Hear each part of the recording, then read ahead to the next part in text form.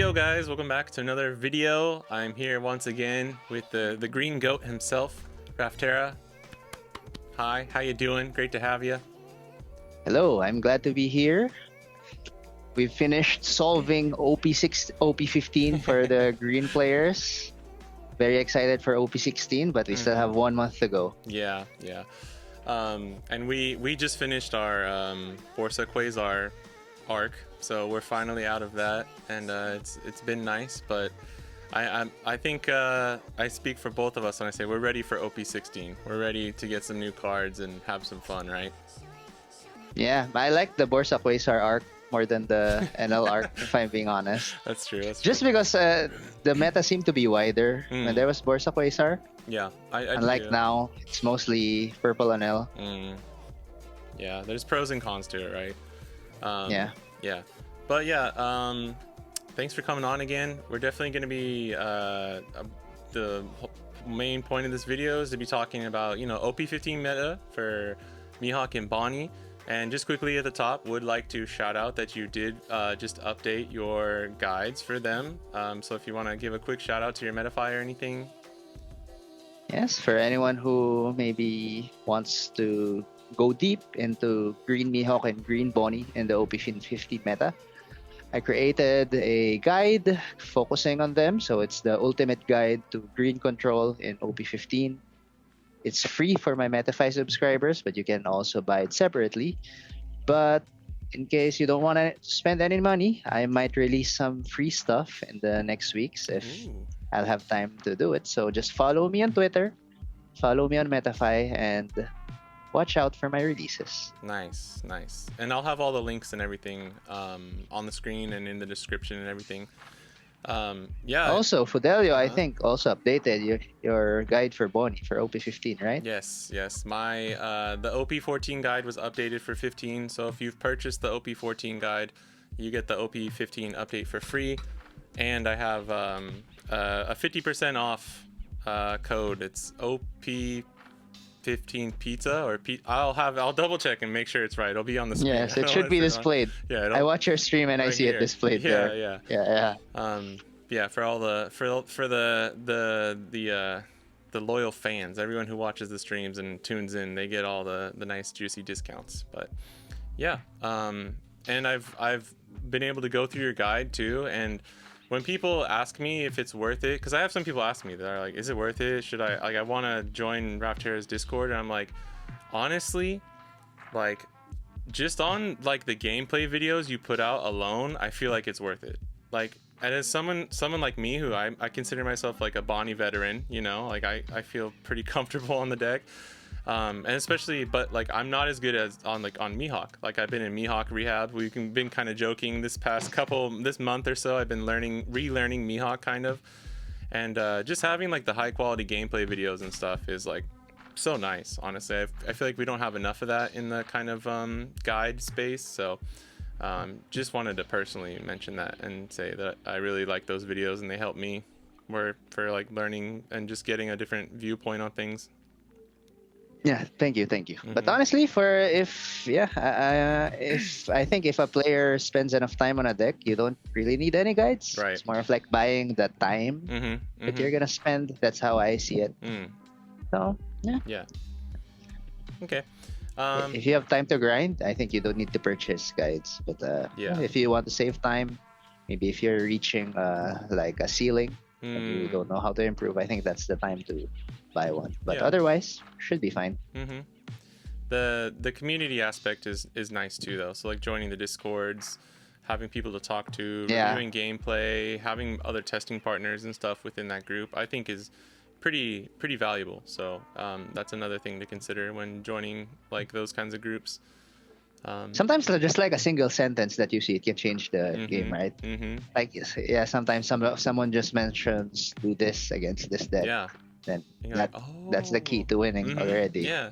Especially as things change, right? You're like this used to be winning for me, but now I'm having a hard time. And like, oh, just do this on this turn, or like run this at 4 copies instead of 2, and you're like, oh, damn, okay, that's the little things. Nice. Well, let's jump into it because we do have a lot to talk about. We'll start with your OP15, just the general like kind of meta tier list, and this would be after Borsaqueza, right? So like the meta right now, right? Yep. And you have the two best decks as Enel and Mihawk. Yep. So why did you put Enel and Mihawk, and why is Nami not up there? Because I know a lot of people would put Nami up there. Okay, I think NL is on a tier of his own. Mm-hmm. So basically, the meta is revolving around him. Yeah. So if you cannot fight against NL, you're gonna be relegated to mid tier or lower. Mm-hmm. And if you are favored against NL, you're gonna have a good shot in the meta. So I think it's no brainer. Like just in pure power level, NL's the best deck in the format. I think no one's like contending that in hands of a skilled player. If NL does not misplay, I think it's very difficult for decks to beat him. And then let's talk about Nami first. I think Nami's good, but I don't play Nami personally, but I'm just hearing from them that they're losing to a lot of random decks. But they do have a good matchup against NL, apparently by the stats. But I've seen some NL players saying that they can beat Nami if they follow specific lines, although I'm not too familiar with those specific lines in particular.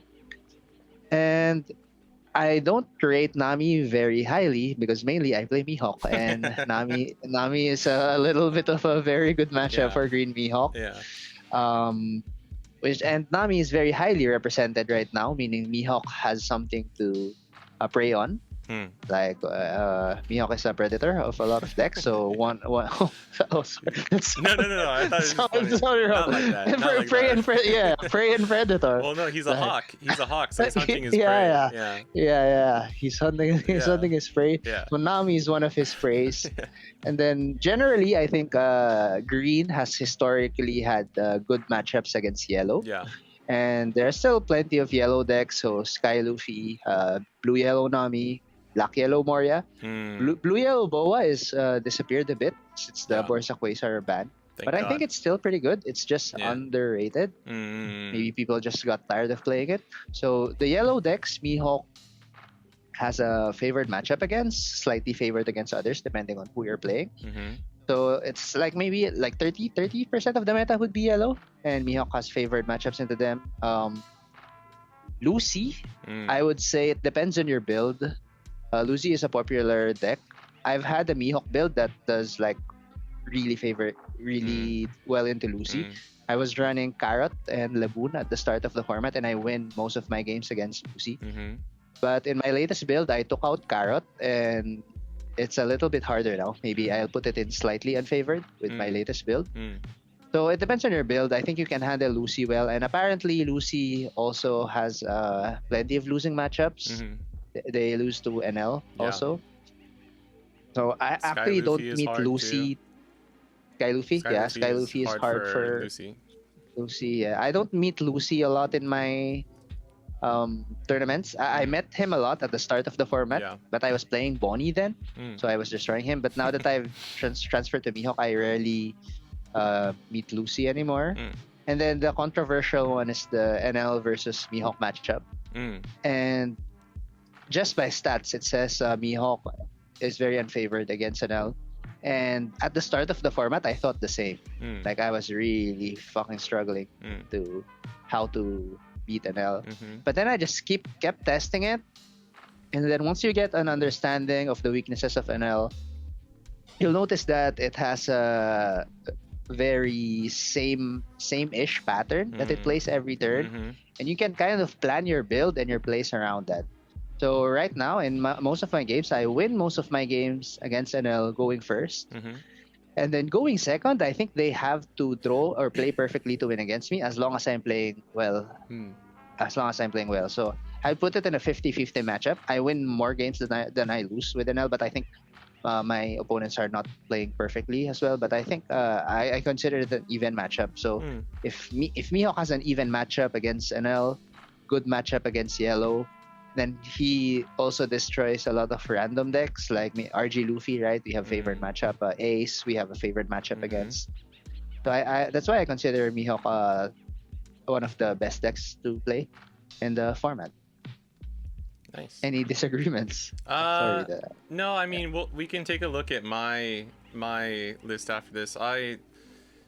Yeah. The way I approached it for or maybe we can just jump to mine one real quick. How about that? Okay. Okay. Yeah. We can. So yeah, mine's right here.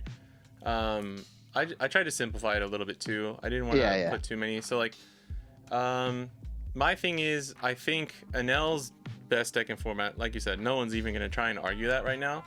And then Nami just generically, like in general, has a good matchup into Anel, and so I think for like, it's hard because it's like, are we making a tier list for like, if this is all the best players in one room, or are we making a very general tier list? So I decided I like to just do the more general one, because if you're an amazing player and you're in Anel and you actually feel confident into Nami, then it's just going to be different, right? Yeah. I do think like Anel can beat Nami, but like if you run into 5 Namis in Swiss, or like, you know, 2 Namis in Top Cut as Anel, you're probably not going to win all of them, right? Like, I don't care if you're the best player in the world, like the odds are still stacked against you for those matchups. And just because, like, I mean, especially in the West, it just seems like literally everyone's on like Nami or Anel basically. Yeah. It's similar. It's a little bit different in the East, I feel like, but just because Nami has a good matchup into Anel, I put her at the top. I don't even know if I would say she's actually the second best deck in the format though, but I do think her place in the meta is really good. Yeah, just because NL is so highly represented. Right. Represented, yeah. And with Borsa Quasar gone, and Nanel's just basically skyrocketing and being played much more, even now here in the East as well, I think, you know, for this snapshot, I would put Nami right there. But like, you know, this happened a lot in the East too, where like people were playing a ton of Nami, so people played a ton of Lucy. Like we saw, like you said at the start of the format, there was that going on because Lucy beat all of the Borsa Quasar decks, you know? Yeah. And just yellow in general. So I do think it kind of depends on that. And then as far as like the middle row with meta viable, essentially I think any of these decks with the right pilot can be in top tier. That's how I think of this row. I think I underrated RJ Luffy a bit. I think I underrated RJ Luffy in my tier list. Yeah, I think just because I don't see it a lot and I don't play it myself, so right. I don't have a good grasp of how it plays. But I'm seeing some guys from the Discord saying that RJ Luffy, they're having lots of success with RJ Luffy. Yeah, I personally, I played RG Luffy was my main deck at the start of OP15. I took him to a 3-on-3 and our team lost, but I went 4-0 for my matchups during the day, which was pretty good. And like until Anel switched to the KO removal build, Luffy was favored against Anel. Like it was pretty easy. And before Nami switched to like fully committing to new gates and stuff, like it wasn't that bad of a matchup. But when the meta changed, I do think things became harder for Luffy. And over here in Japan and like the East, more people playing Mihawk. It's just a little bit. I don't want to run into 3 Mihawks if I'm on RG Luffy. I don't want to, because I'm not confident I can beat all of them, you know. But he's good into yellow decks, like the Sky Luffy's, like Kalgara, like the Egghead Luffy. Every now and then we still get that one. But yeah, I think all these leaders are decent. I put Ace in there, even though I'm like. It's really hard. I feel like the West is more high on Ace than the East is, and like I kind of get it, but I would always just pick Mihawk over Ace if there's that slot, and I think Mihawk is the better pick there. Yeah, and with BY Nami so popular, I think Mihawk is the obvious. Yeah, like third third best deck if you're gonna say it. Yeah, like I think, I don't know, it would be like Anel, Nami, Mihawk is like my top 3, and then like Lucy is like a really close 3.5. It's such a biased green podcast. I know it is, but like I mean Ace does well into Nami too, but like I don't know, it's just like Ace loses harder to Lucy in my opinion as well, and I think Ace loses more to Anel than Mihawk does. But I think Anel's, because the Anels in the West immediately took out Dog. Like no one really played it. Like from and I think that helped Mihawk a lot. Yeah, I think that helped Mihawk a lot. It helps Mihawk and it helps Ace. So like the decks that like struggled more into Mihawk, them cutting Dog like kind of gave them more of a shot, which is why I think people were like, oh, I can win games against Anel as Ace. But yeah, for the benefit of the doubt, I'm keeping him. I think he's meta viable. I really do think Ace is decent. And then Rogue, good. I kind of copied like your Rogue list of like these leaders are playable, but don't expect to top with them kind of stuff. It's funny because I promise I put Croc in there before he got second place at the Barcelona regional yesterday. But yeah, I think that's also a consequence of not having Dog anymore. Yes, that is the one reason he was able to even beat those NLs. Shout out to that Croc player, Hugo. He played amazingly. Really, really well played. Unfortunate kind of last 2 games there and miscounting the deck because of being tired and like realizing that you're gonna deck yourself out is like such a Giga Chad way to lose if you have to lose. So yeah, I appreciate it. But one thing I wanted to add is like Purple Dofi. I think before we go to Purple Dofi, why are we skipping? We can go back to talk about Bonney. Yeah, okay. Let's talk about Bonney first. All right. Let's talk about Bonney. You go ahead. You can start. What do you think for like the start of OP15 to now? How do you think she's been? Yeah. So at the start of OP15, I actually won serialized Nika with Bonney. Nice. So it was nice. I beat 2 Lucys, 1 NL, 1 BY Nami, and 1 Sky Luffy. So I was beating everything with Bonney back then. Bonney actually destroys Lucy like by a huge margin. I don't know if you agree as well, but I think we have a really favored matchup against Lucy. And it was really It was really good to play Bonney at the start of the format, especially when NL was not yet too focused on KOing your stuff. When they were still playing like Holly Porsche, Bonney can handle that, no problem. I'll take the Holly hits. I'll take the life cards. I want more cards in hand. I'll just limit your aggro. But since there was a shift in the meta, I faced build running Senor Pink and Gum Gum Lightning, and I lost like twice in a row. And I was like, oh shit, if this build becomes the norm, I'm in trouble. Because Bonney historically very strong as long as she gets to retain her units on board. But against decks that can delete her units one by one, for example, Black Lucci, when the time that we didn't have character protection yet, we just die. Everything gets deleted. And that's kind of the same case with NL right now. He can delete your board every turn as Bonney. None of your characters live most of the time. We have removal protection in the form of Laboon. But Laboon does not protect from the type of removal that NL does. So when they switched to the removal build, it's a little bit harder. No, it's a lot harder for Bonney. I think against a good NL player, you're going to lose. If NL's goal in life is to just delete your board every turn. And honestly, if you're NL, you're facing Bonney, just remove the board every turn. Don't think about aggroing. Just remove. And if they play with that mindset, it's very difficult to win. So that's why I'm placing Bonney as Rogue now, despite me winning Nika flagship with it earlier in the season. I think that's fair. I put her in the Rogue category as well, just because of being played way less by people. I think like the meta share is also important to me. Like I can't put like, even if I think Red Black Sabo is the best deck in the world, I can't put him in like top tier because no one's playing him. You know what I mean? Unless you're the one playing him. Yeah, exactly. Which is, this is what I do as a green player. But I mean, we both put Bonney and Rogue, and I don't think Rogue is bad. I think it's just like it's a decision, right? Because like, I don't know, there'd be 2 weeks straight while I was streaming where people would come and like, do I play Bonney or Mihawk for OP15? Do I play Bonney or Mihawk for OP15? And I had to like always be like, look, it depends on a lot of factors. One, like Bonney has the better Lucy, and just in general, especially at that time, like the better NL matchup. So I was like, if there's more Lucy in NL, it was easy back then. Yeah, it was a lot easier. I still, even with the KO builds, I think it, if you run certain Bonney builds, I don't think it's unfavored. I would put it at 50-50. I really would. I think you can still win. If they're running Gum Gum Lightning on top of everything, then it can be hard. So it just really depends on the build to me. But if they're just running like no dog, Reiju, Gamma Knife, 1 Divine Departure, Senior Pink build, I think you can still win. Yeah.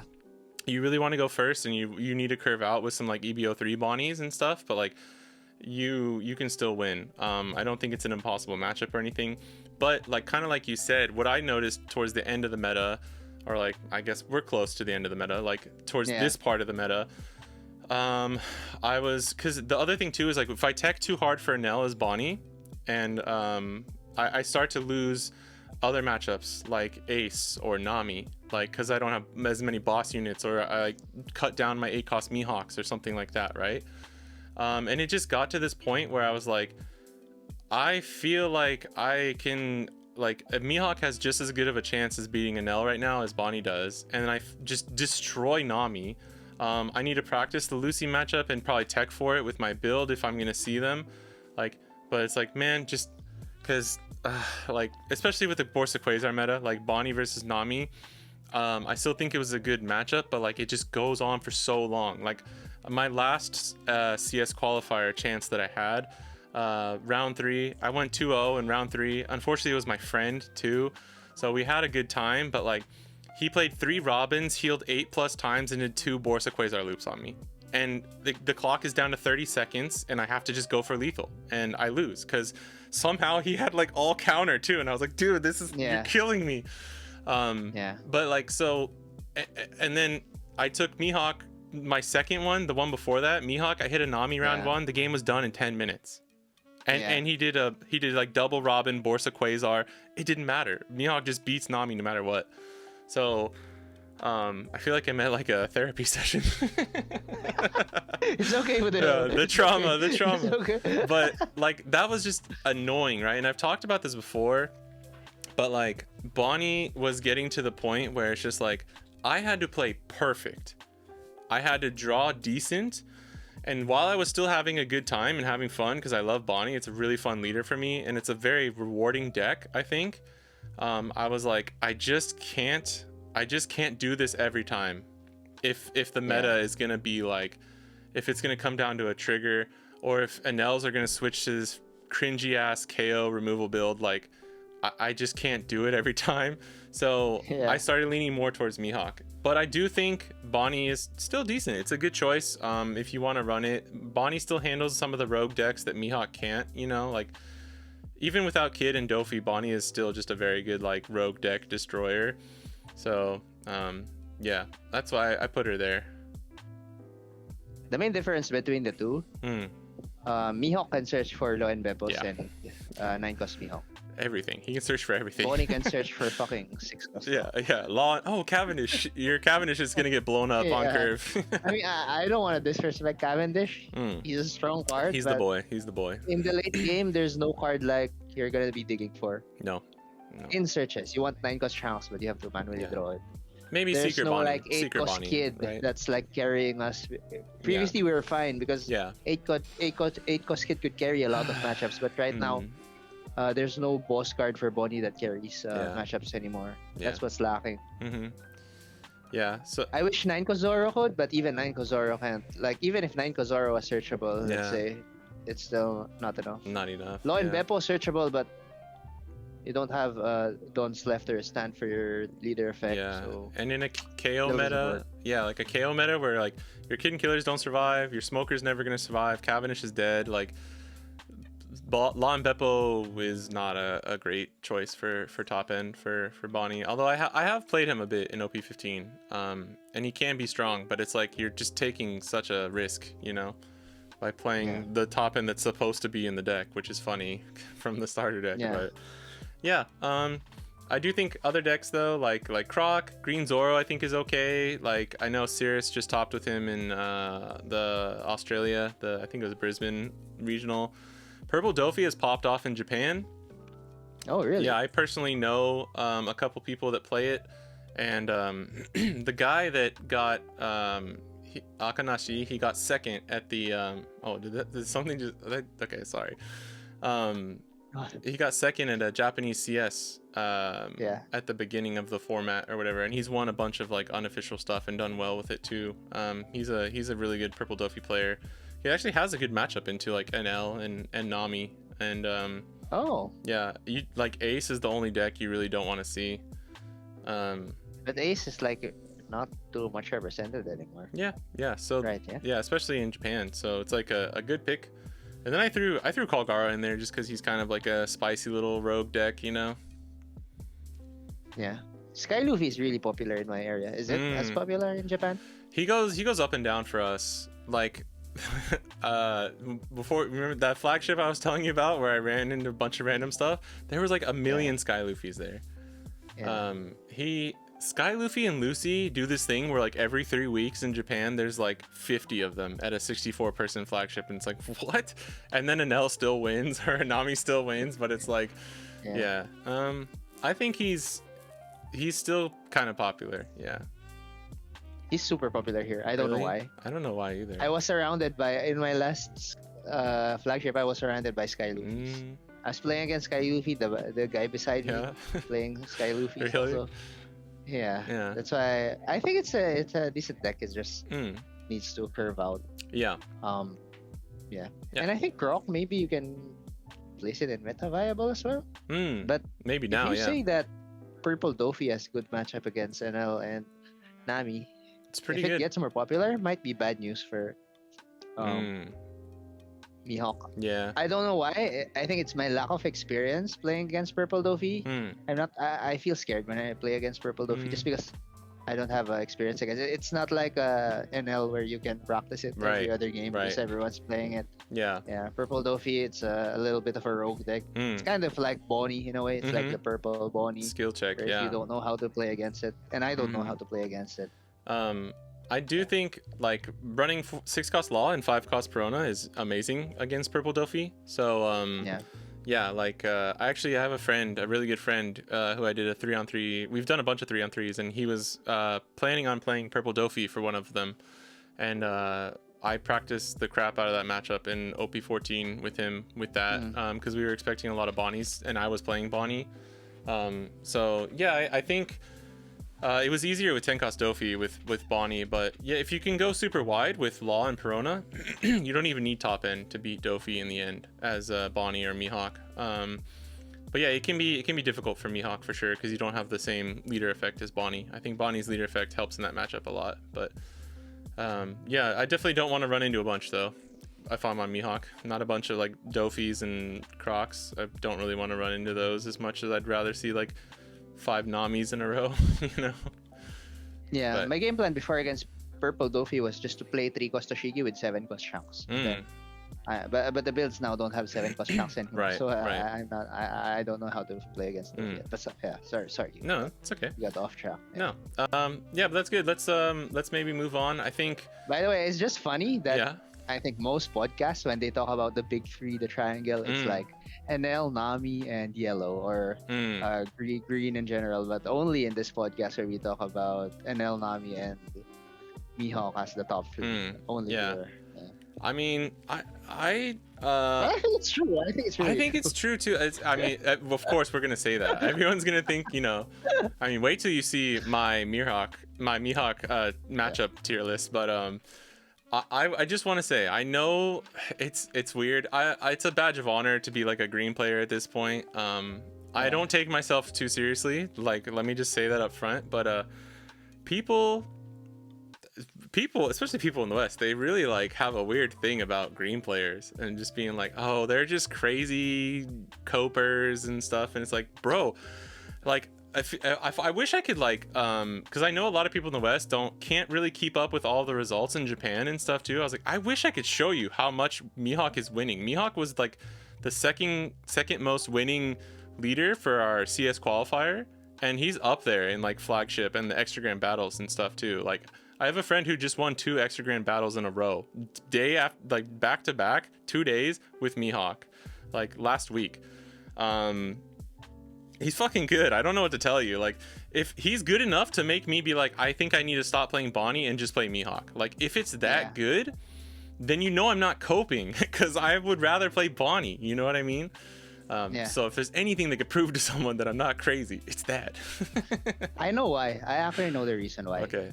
Because out of all the colors, only green has had a viable leader that you can stick to for a long time. It started with Bonney.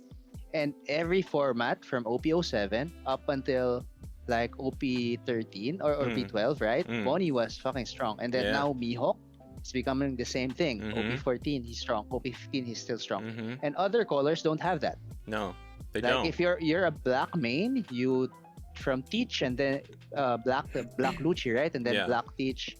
Then there's a bit of downtime until Black Emu got released. Emu, yeah. If you're playing yellow, it was yellow NL, and then there's a downtime until Long you time. got all the Forza Quasar bullshit again. Yeah. For purple, I think they always have broken shit, but it disappears from time to time. You can't really stick to like mono purple only, Yeah. and only green is able to stick for mono green for a long time. Mhm. And I think because of that, those who played Bonney, they stick to playing Bonney, because why would you switch to another color if the one that you're or That you another like. leader if the leader that you're playing is still viable? Mhm. Mhm. And I think that's why it appears, and that's why the green players they just keep playing green, and they Yeah. see how to win against other decks, right? Yeah. They're just dedicated to color, Mm. and I think that's the main reason. Yeah, that is a Because I good. try to analyze, Yeah, no, that's a good point. I think about it too sometimes, like in a non-joking way, and it is like I was talking to Casey recently in my last video that I did, and you know he was like, I love Bonney, I like playing Bonney, I don't have that much time, I'm good on the leader. It takes me like a couple weeks to learn the new meta and figure everything out, and then I know I can perform. And I'm like, yeah, I mean, from a logistics point of view, and from like also a long-standing, like I like this color, this play style. It all makes sense. It really does. I think too, like the green decks are all similar enough. Like Zoro is quite different, actually. I think than Mihawk and Bonney are similar, right? Zoro's a little bit different. But if you like that kind of playing, like green has a certain way of playing that kind of finds a through line through everything, through all the sets, and I think that's something that players like us appreciate. And no hate, if you don't like green, it's fine. If you when people make like Bonney jokes or like Fraud Hawk jokes, it's fine. It's okay. We can take a joke. It's really funny. Yeah, I think it's fun. Yeah. I think Red Green Luffy is joining the ranks now as that, like, you're going to be able to play this leader for like 10 sets until it finally dies kind of a thing. I need to practice it maybe. It's fun. I know you played it. I know you played him when he first came out. We were kind of excited, but it was kind of rough. That was really rough when he first came out. Yeah, just a little bit. I played just a little bit because Bonney was still viable. Yeah. And I wouldn't switch if I needed. Yeah, Bonney spanked RG And I think Luffy that's back the in main the day. reason why mono green. Because there's no like, do you see like mono green mains? There's a lot. Yeah. Like you, me, Casey. I think if someone playing mono green, you'll stick to mono green for a long time. But there's no like mono purple players. There's no mono black players. There's no mono yellow players. Yeah, they were. It's because those colors don't have leaders that last a long time. Yeah, that's true. That's the main reason. You weren't really a black player. You were maybe like a Lucci player or something, right? Yeah. I will say, as much as I hated Lucci, the Lucci players and the Bonney players were equally as like fucked up, where like you just keep playing the leader, and like down the line when Lucci became worse and worse, I was like, yo, respect to all the Lucci players, because you weren't just playing him because he was like that good, you know. You actually like the deck. But they died out faster. We lasted longer. We actually lasted until Mihawk came out. Yeah. They didn't. They had to switch. Even through OP15, it's been okay. But all right, let's move on, because this will be a 15-hour podcast if we keep doing this. No, it's okay.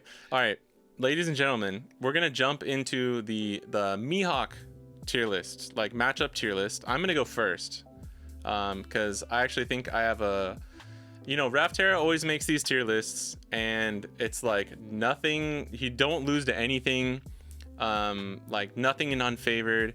And I'm just like, that's not even realistic. I don't think that's a good approach at all. Like, I want to show you guys what my actual thoughts are, because I think I don't know, Raphterra, I think you're being like a little too tame, actually. So, why don't you go ahead and take a look at my Mihawk matchup list real quick? So... Very true. And true. I thought you could appreciate this one, because I was like, dude, why are you holding back? Why are you holding back? Why are we even putting an L in like anything close to even or unfavored? So yeah, I just put it all in free. And then Nell's all right. He's good. Nell's a good leader, so slightly favored. Because if I lose the dice, I go second. I can lose sometimes. But yeah, this is my Mihawk matchup list. The funny thing is, in my mind, most of the decks you put in free, I can justify it if I really wanted to. If I really force myself to justify it, maybe I'll move down the Dofi. Yeah. And I put Kobe up there for fun. Kobe's not there. Yeah, Kobe's not there. But I think the others, if I build or practice long enough, I can make them. Right. Yeah. Okay. I'm joking. Obviously, I'm joking. But we can look at you. Yours is not a joke though. Yours is your actual thoughts. So let's jump into that one. Yeah. I mean, dude, I Why are you laughing? I'm sorry. No, I'm laughing because I wish I could tell you how many times a friend or somebody I know who doesn't play green or doesn't know you very well, they're like, dude, what the fuck is wrong with this Raphterra guy? He's like, why does he think all of his decks just don't lose to anything? And I never say anything. I'm just like, I don't know. I'll be like, no, it's the truth, man. It's the truth. Or I don't know. Sorry, it just made me think of that. But for real, you can break it down if you want. Go through. I mean, we've kind of already touched on a lot of these, but want to talk about any of the bigger matchups or anything? Yeah, this is actually the first tier list that I didn't have anything in a favorite. Surprisingly, you'd think that I always, but this is the first matchup tier list that literally nothing is in a favorite. Yeah, that's true. Normally there's one or two. Yeah. Yeah, usually there's Jinbei. I think Blue Jinbei for OP15. Yeah, was my bad matchup. I remember that. Yeah. Right now, these in the represented decks in the meta, I think mostly I feel even or favored. I think the most controversial one here is NL. Yeah, but it's not just me actually. A lot of players in the Discord now they're beating NL. Yeah, and they're posting a lot, right? That they're beating NL. It's not just me. Even going second. Yeah. And I think NL's a very winnable matchup, and we can see later in the deck list that I have. I think which is a huge factor into why I consider NL an even matchup. It's because the NL's the best deck in format, and you have to build for it. So, and at the same time, as we mentioned earlier, when NL took out the Holly from their deck, or at least lessened the Holly, because previously they were running a Holly focused deck, playing what's the name of the Foxy card? Porsche. Porsche. Yeah, they were playing Porsche plus NL, right? And when they were playing that build, there were just non-games. There were games that they just aggro you down and you die. But with them adding more removal focus to the deck, their tendency to just aggro us down lessened a lot. So those non-games, they're not existent anymore. Yeah. Also, there will be games where they won't be able to chain 6 cost NLs because they just play Ray Juice, they just play Senior Pinks, and those characters you can kill. You can rest and kill them. They don't stay on the board forever. And I think as long as you have the correct mindset against purple NL, you'll beat it more often than you lose, because not all NL players play perfectly. I think that's the most controversial here. And then the next one is Lucy. Lucy, it can go up and down depending on the build. That's why I just put it at even. I think in my current build, it will be slightly unfavored. But if I include carrots in my build, it's going to be slightly favored. So it depends on where the meta is. That's why I'm just putting it at even. And then the rest, actually, I think one surprising one here would be Emu. So I still put it in. I put it in even. Previously, we had it at slightly favored because we had 7 cost Shanks. But without 7 cost Shanks, actually Emu is quite scary to face nowadays because you can't just hard mulligan for Shanks anymore. Yeah. And I think those are the controversial ones here. Black Crocodile apparently is controversial. At first, I thought Black Crocodile was a hard matchup, and then I saw there was a thread on Twitter. People were Mihawk players, not me. People were calling fucking Black Crocodile a free matchup. Yup. And when I saw it, I was inspired, bro. Nice. And when I saw that, what are they doing that I'm not doing? And I studied the matchup a bit more, and then I just changed my mindset. And oh shit, Crocodile's actually winnable. Yeah. And I win more games against Crocodile, especially now with their current builds. I think they took out the Zala. Yeah, most people don't run You only Zala. have a few copies of Zala anymore. That's why I consider it even. But I'm not. Some Mihawk players say that Crocodile is free.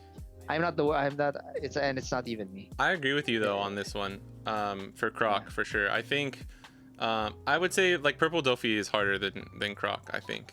Yeah, I agree.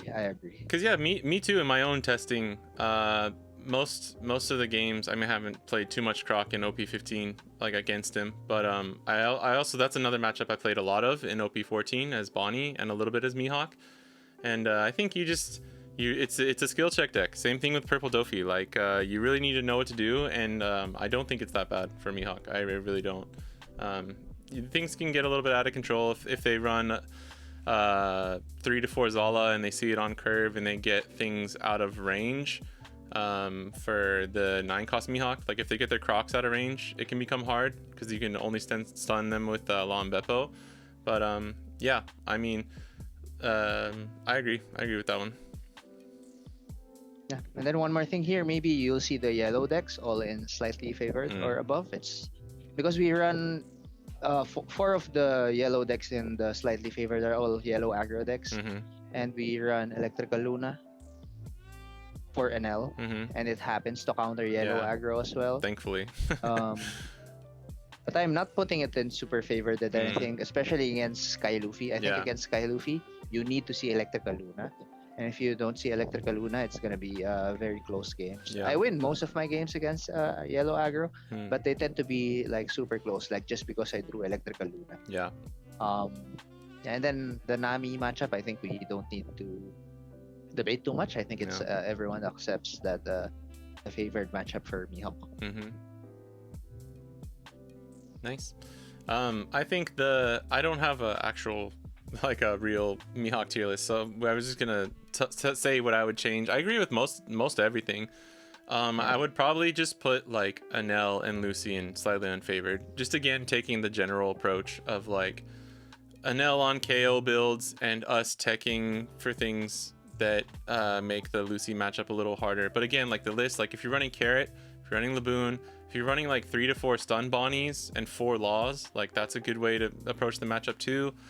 Because then you can change and go second, right? Like there's different ways to approach it, but it depends on your build. Like if you don't have enough, if you don't want to mulligan for stun Bonney and you want to just take first, or if you run Laboon, or like Smoker is good too actually against Lucy, and a lot of people in Japan are still on Smoker.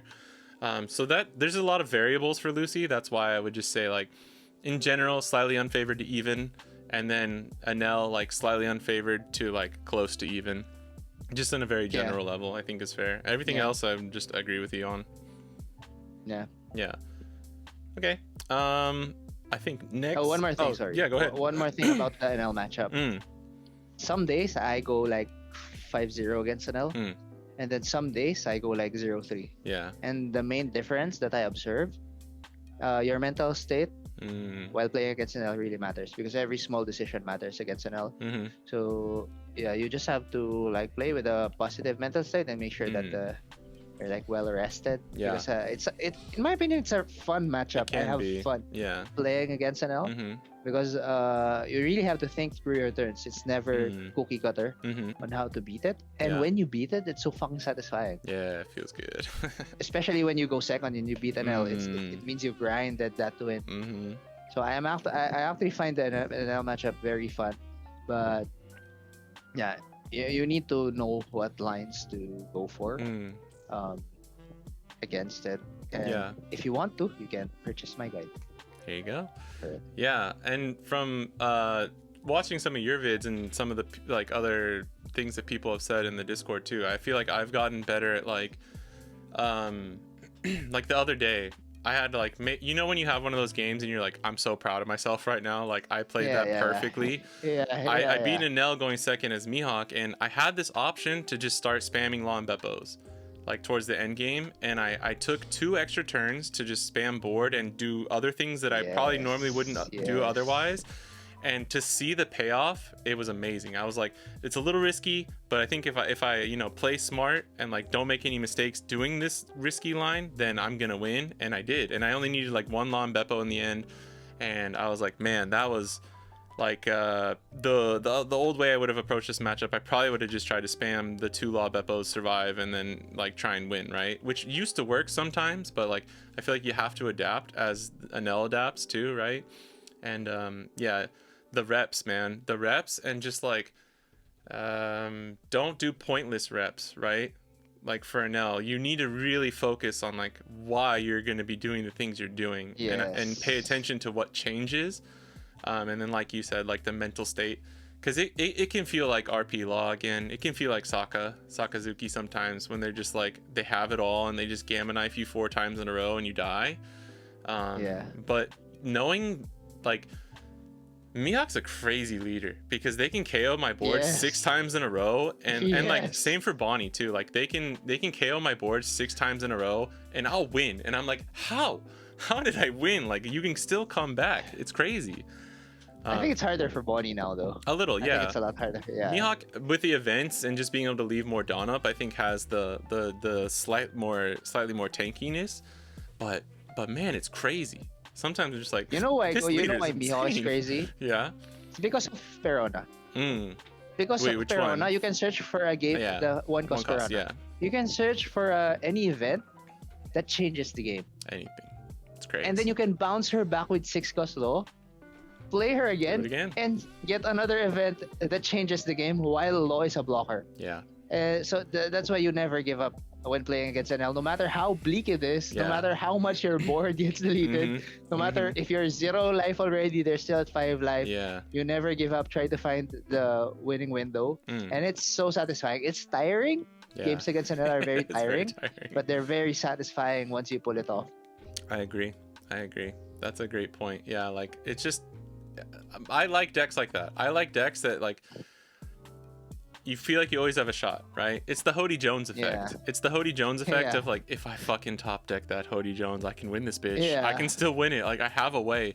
There's something about the green decks that kind of like give me that joy in life of just knowing like, I don't like playing a deck where it's like, you know, turn 4, I'm like, dang, I lose. I already know I'm gonna lose. Like I don't like that. I don't like that. But if I high roll, I can win. Like I don't really care about that.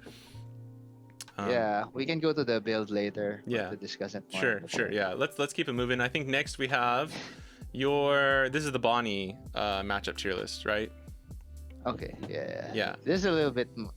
I think when people see this, they find it a little bit more tame. I heard some complaints about my placement on Black Crocodile, but I think Black Crocodile is sorry. Before we go to Black Crocodile, maybe I'll address the NL first. Sure. So NL, as I mentioned earlier, at the start of the format, no Senior Pinks, not much removals, super easy matchup. You just stall them out and you can go wide on them. Your Cavendish survives, your Carrot survives. Just control the board, go wide. You beat them. I played 2 flagships with Bonney, an extra battle and flagship, and a normal flagship. I won the serial Nika. I think I beat 3 NLs during that run. But now, as I said, once the build shifted, the matchup became harder. It's like facing against Lucci, but you don't have removal protection. That's the equivalent, I would say. I would say it's unfavored now. Lucy, if there's a reason to play Bonney, it's if your meta is infested with Lucy. Just play Bonney and wreck them all. That's what I would do. And the rest of yellow aggro, I think we have a slight edge, although I think the games will still be close. I think you really need Electrical Luna in order to secure games against them. Because the main weakness of Bonney right now is you can stall games for a long time, but it can be hard to close things out. Don't have an explosive boss against aggro and against NL. The boss that we have left in the deck right now is 9 cost Shanks. But 9 cost Shanks tends to shine in boss versus boss matchups like Nami, Ace, Yellow NL. but against aggressive matchups, we don't have a boss that I'll play this and we come back from we can come back in this game. Mm. We don't have the Law and Bepos, we don't have the 9-cost Mihawks and Bonney. Yeah. I think that's the main reason why it's more difficult to win now with Bonney. Yeah, and one of the maybe odd things here is maybe RG Luffy and super favored. It's because of the inclusion of Megalo. So Megalo is a very important card in the deck. You have to recognize the matchups where you have to hard mulligan for him. So if there are key units in the opposing side that you have to remove, you hard mulligan for Megalo, and I think RG Luffy is a good deck at that. Also GP Luffy. Megalo is a very good card for taking out the 5-cost Hanji Pudding. And then, Mihawk, I place it in slightly unfavored for Bonney just because previously in previous metas we were able to run 9-cost Shanks plus 10-cost Dofi to make sure that Mihawk doesn't get off anything in the late game. But right now, we just have 9-cost Shanks and we have to draw it to him. Multiple copies of him. Whereas Green Mihawk has power to search for his bosses. Sometimes there's nothing much that you can do if Green Mihawk is spamming 10-cost Law and Bepos and you don't have 9-cost Shanks to answer. Yeah. Favorite matchups, you have Purple and Elha and Black and Emo are my side. Yeah. Maybe you can take a lot of yours too. You have a tier list. Yeah, I have. Bonney, right? I have mine for Bonney. I'll just switch over there and touch on some of the things too. So pretty similar. I have a lot of matchups in 50-50. What is this? You're a green player, man. What is this tier list, bro? This is my Raphterra. I mean, okay, let me explain, right? So Emu unfavored just because people are running like one copy of Hody, and even if you're running 6-cost laws, you need to like mulligan into like Laboon plus Smoker if you play him, or like 6-cost Law plus Perona, and not even runs Perona. So it's like so completely dependent on your list, and you kind of still need Hody to close out. I had an extra grand battle. One of the ones with Bonney, I went 3-2, and I lost to Red Black Sabo, who was playing 8-cost Krieg and played 2 of them in a row on me after a Stussy, and then don't ask me about that. That was crazy. And then an Emu that I got Laboon, Smoker, Law into like 5-cost, Law into 5-cost, and I slowed him down enough that I played like a Dofi. I played a 10-cost Dofi and stunned his leader, the 3 units on his board before his 10-cost. But it wasn't enough. He played 3 10-costs in a row. He had counter events. He was able to stay at 1 life, and that's why I couldn't get through, because I didn't have Hody. I wasn't running Hody in that list actually, and I was like, dude. And go ahead. We no longer have 9-cost Zoro. Sorry. Yeah. In addition to Hody, But I was just like, man, I drew well. I got like multiple laws off, and I had Laboon. He didn't even really know what Laboon did. He like had to read it like 3 times, and I'm like, oh my god, please let me win. And I couldn't do it. So I wasn't running Peronas though, and the Smoker eventually got KO'd. So yeah, but I put him in unfavored. GP is weird. I put him in slightly unfavored. I think I can see why. I can see that. Just them being able to. I had RG in slightly unfavored too, but once I changed my build and was running 3 9-cost Shanks again, and if you're running Megalo, I think it's at least even. I think a really really good RG Luffy player that plays Laboon early and knows to play Laboon against you can make it tough. I think that it won't matter because you can rest the Laboon. Yeah, that's true, but like, if they have a turn like that you were gonna try and play the Megalo to KO it, or for the first 9-cost Shanks, if they can play it after, they can play it at the end of the turn. It's just an extra level of like that. Plus, I think now with some people running like 10-cost Shanks and stuff, it makes it a little bit harder. Like we might need 2 9-cost Shanks at least. If I get 1 9-cost Shanks and I don't just get like Nami Luna'd 3 times in a row, which can happen, it's not as bad, but I would still say it's about even.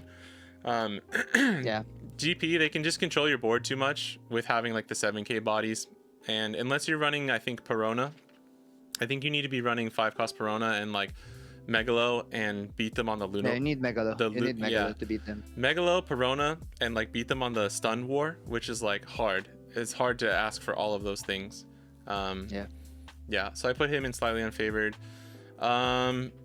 Nami, this is weird. Like Nami, in my head, for me, I still have her in slightly favored. But the thing for me that I noticed is like I talked about it earlier. If I want to run a list that I feel like I can actually beat Enel, I have to take out like a Mihawk or like run only one Hody, or like there's just certain changes that I have to make. Just more mid-range, right? I run more mid-range, and it just makes it harder to consistently beat Nami. And the thing with Nami too is just like there's unfortunately RNG that you just can't play around. Like Mihawk can play around the RNG. Like if they 8-cost Moria into a 4-cost Marco, okay, that's what I stun with Mihawk this turn, or like that's what I'll target for Beppo or something, right? Like you have more things.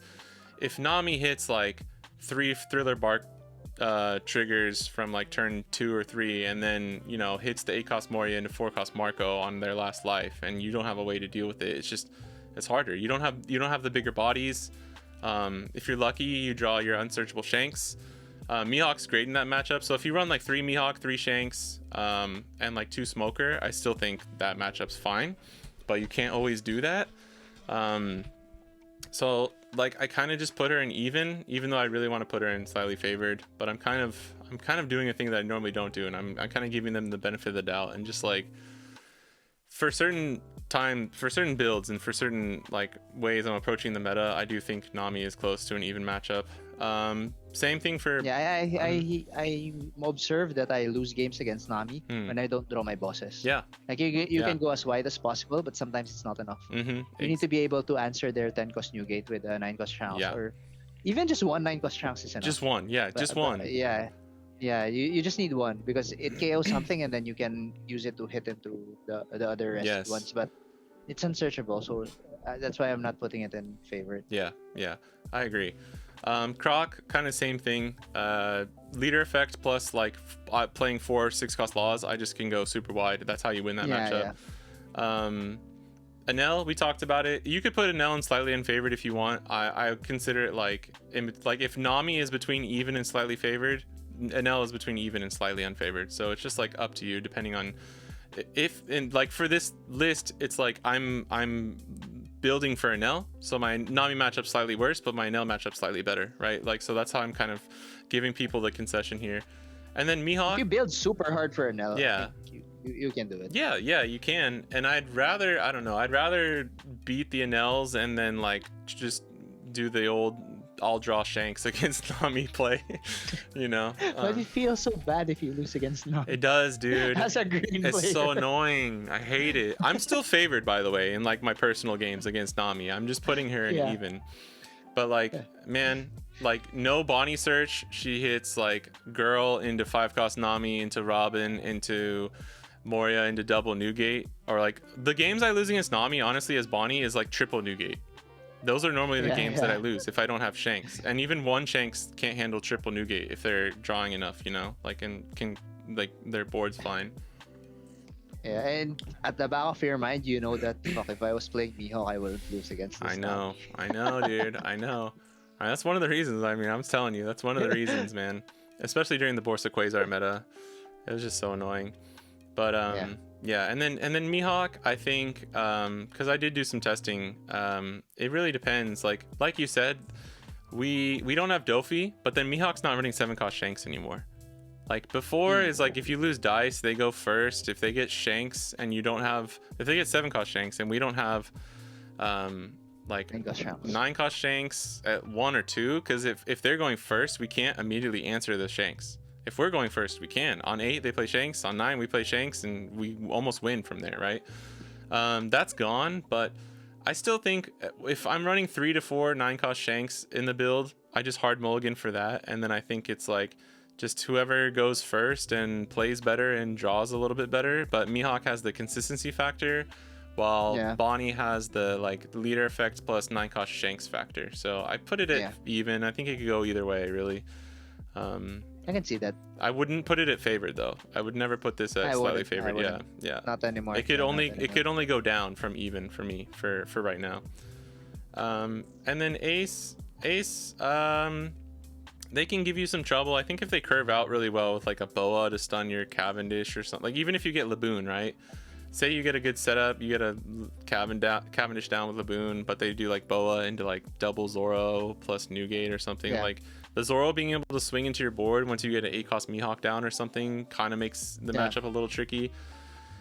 But no Red Rock, and like we have Laboon. No Laboon is so goated in this matchup. Yeah, Carrot, Laboon with Cavendish, Secret Bonney, 8-cost Mihawk. Like, again, it's like if I can draw one Shanks, I'm probably gonna win this. It's over if you get one Shanks. It's over. Yeah, you just need one. Yeah, and then Luffy, Sky Luffy has like, man, has traumatized me at points during OP15 from. You need Luna. You really need Luna. You do need Luna. I had it was a flag. I think it was a flagship. It was a flagship where round 1 I hit a Sky Luffy and I drew like all bricks. I didn't draw a single 2K until I was down to 1 life. He swung, his first swing was 6. He didn't swing anything below a 6, and I had to take every single hit until 1 life. And I just got like destroyed. And then I remember, you have to be bluffing with your face. Dude, I was trying, but because I had like my only 1Ks was like a Secret Bonney and a Carrot, and I was like, I need these cards. I can't give them. I can't give them 1/1 for this. But yeah, it was terrible. And I remember later that flagship, the round 3, I hit another. Did you lose it? Did you lose that one? Oh yeah, I lost that one. Okay. I couldn't come back. No, it was too hard. He curved out. Dude, he searched 4 times in the first 2 turns because he hit a like upper Shura trigger.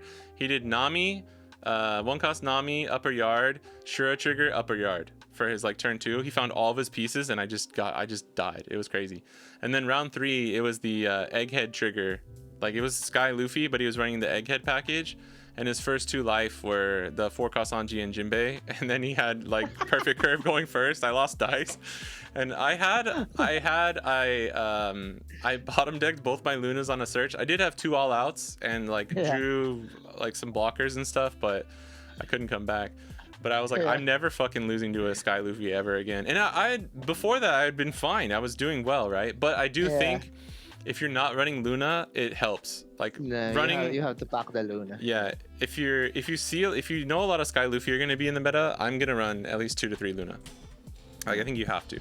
Otherwise, I think you can get away with like 4 all outs. If you run Perona too, I did like. There's one of the good gameplay video on my guide actually where I don't think I had any Lunas, but I just destroyed a yellow Luffy with Law Perona loop and just blockers and stuff. But yeah, and then the Lucy in favored. I think that's fair. A really amazing good Lucy player who like knows how to play against Bonney as well can beat you.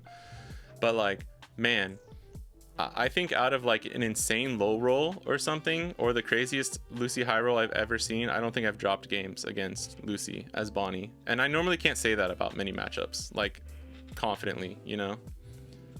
Yeah, there was a flagship. I forgot to attack with Bonney. I still won. Yeah, dude, that CS qualifier that I lost to my friend on that was playing Nami round 2. It was I hit. It was friendly fire. It was a guy I know, like a local kind of guy. He's a Bonney player. He's a green player, but he was playing Lucy. And I opened like Laboon 3-cost Tashigi because I was running 3-cost Tashigi for that tournament. And dude, he couldn't do anything. I had like Laboon Tashigi, double Carrot, and then like I drew perfect. I'm not even gonna try and say it was anything else. And he was just like, dude, I wanted to KO your stuff. I couldn't, like, because he was like, if all you played was Laboon, I had like a double removal that I could go for, but I had Tashigi, and he's like, I just couldn't do anything. And I drew 2 Lunas too. I think something has to go wrong for you to lose Lucy. Yeah, sorry. I think Lucy's a good deck how though. They do it is usually through Roger. Like if you run out of Lunas. Roger. That's usually how they win. So that's mine. Again, I think Bonney, I know for people who are listening here who really love Bonney, I think the important thing for me that I want to say is like, look, man, I love Bonney too. I still think she's a good leader. If you want to bring her to locals, win some locals. If you know, like, I have a lot of Lucy players on my locals, go beat them up, you know, like, if there's a lot of yellow, just make sure you're running Luna. And then, yeah, like, I think it's up to you. Like, I took Bonney. I had 3 chances for a CS qualifier this round, and I didn't get through any of them. One of them was RG Luffy, the first one. The second was Mihawk. The Mihawk one is extremely close. Unfortunately, I lost my round 4 because I couldn't draw. Sorry for the thumbs up thing. I couldn't draw Law and Beppo against the Sky Luffy, and I really needed it.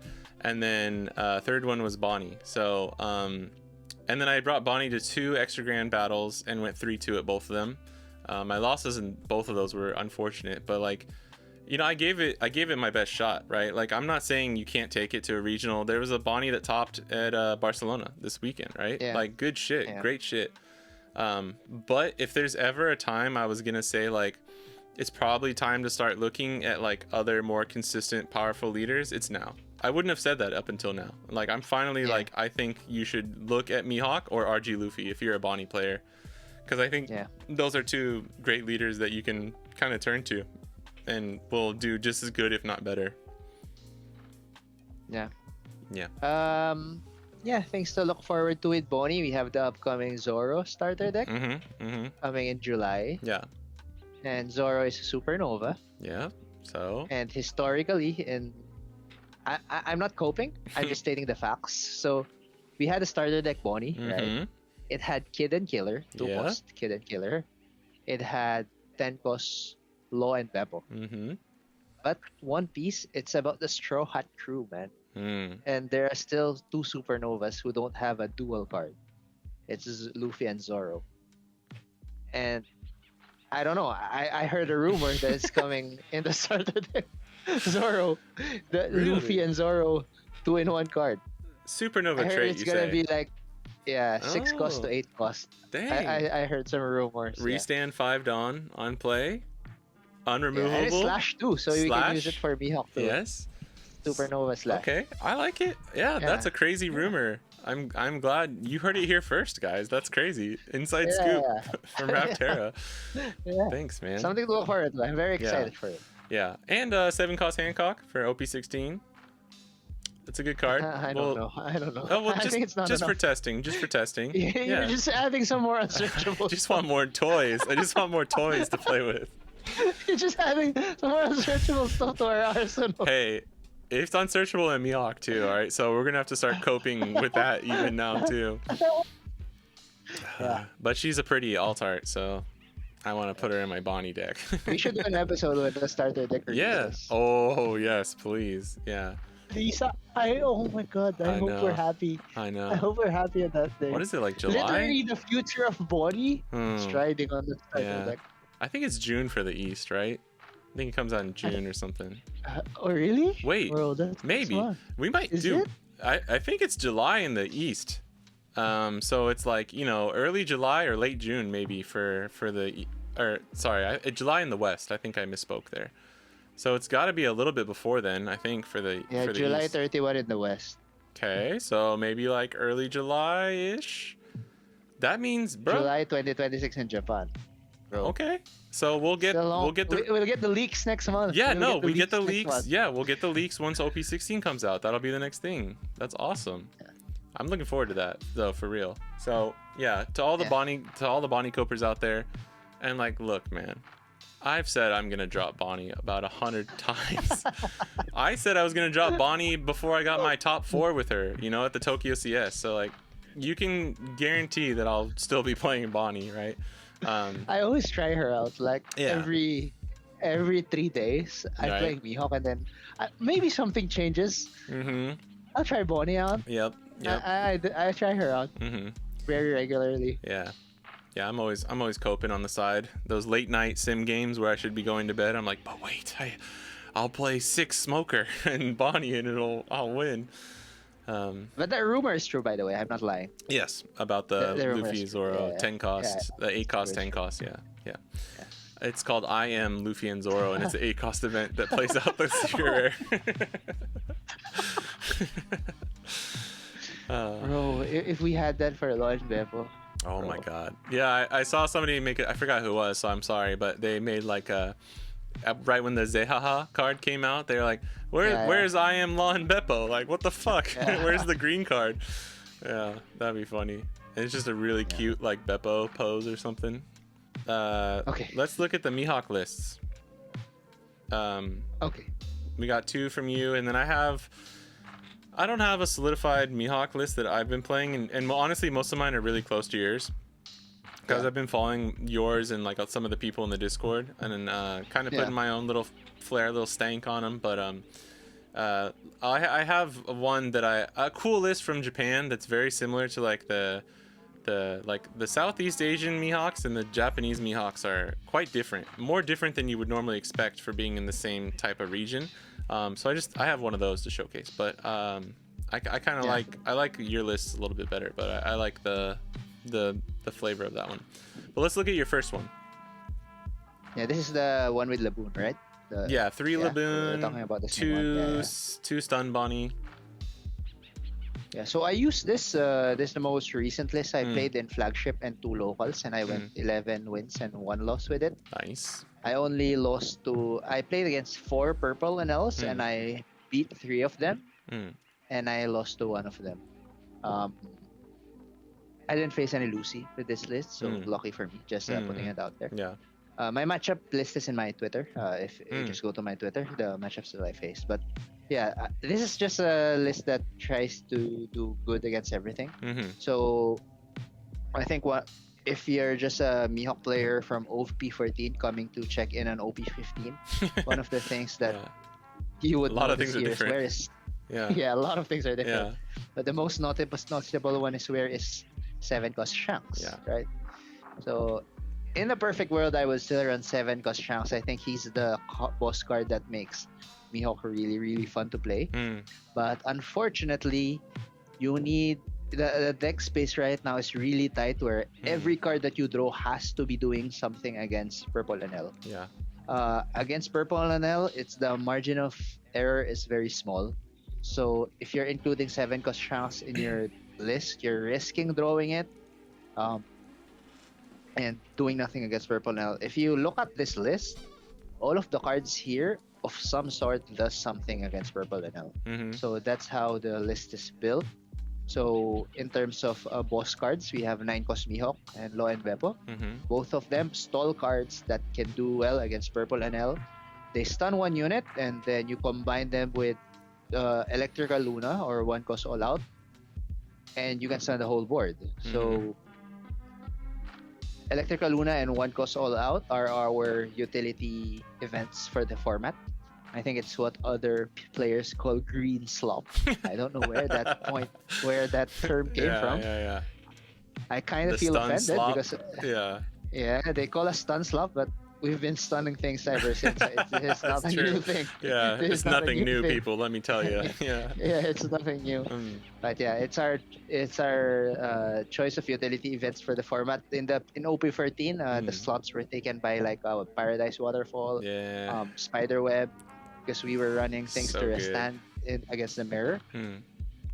But now we want to freeze things because these freeze events also hit the yellow aggro matchup, as we mentioned earlier. So Sky Luffy, BY Nami, we hit a lot of Robins, things with these events, And Mihawk has 3 extra dots every turn, making it very easy to play them. You can play a boss plus a freeze event, freezing the entire board. And then we are very centric on 6 cost law. Main reason, still same, because of NL. So NL is very focused on removal nowadays, which means how do you counter removal? 2 ways to counter it. First way to counter it, removal protection. 3 cost Tashigi, 1 cost Laboon. But as we mentioned earlier, our removal protection does not work against NL.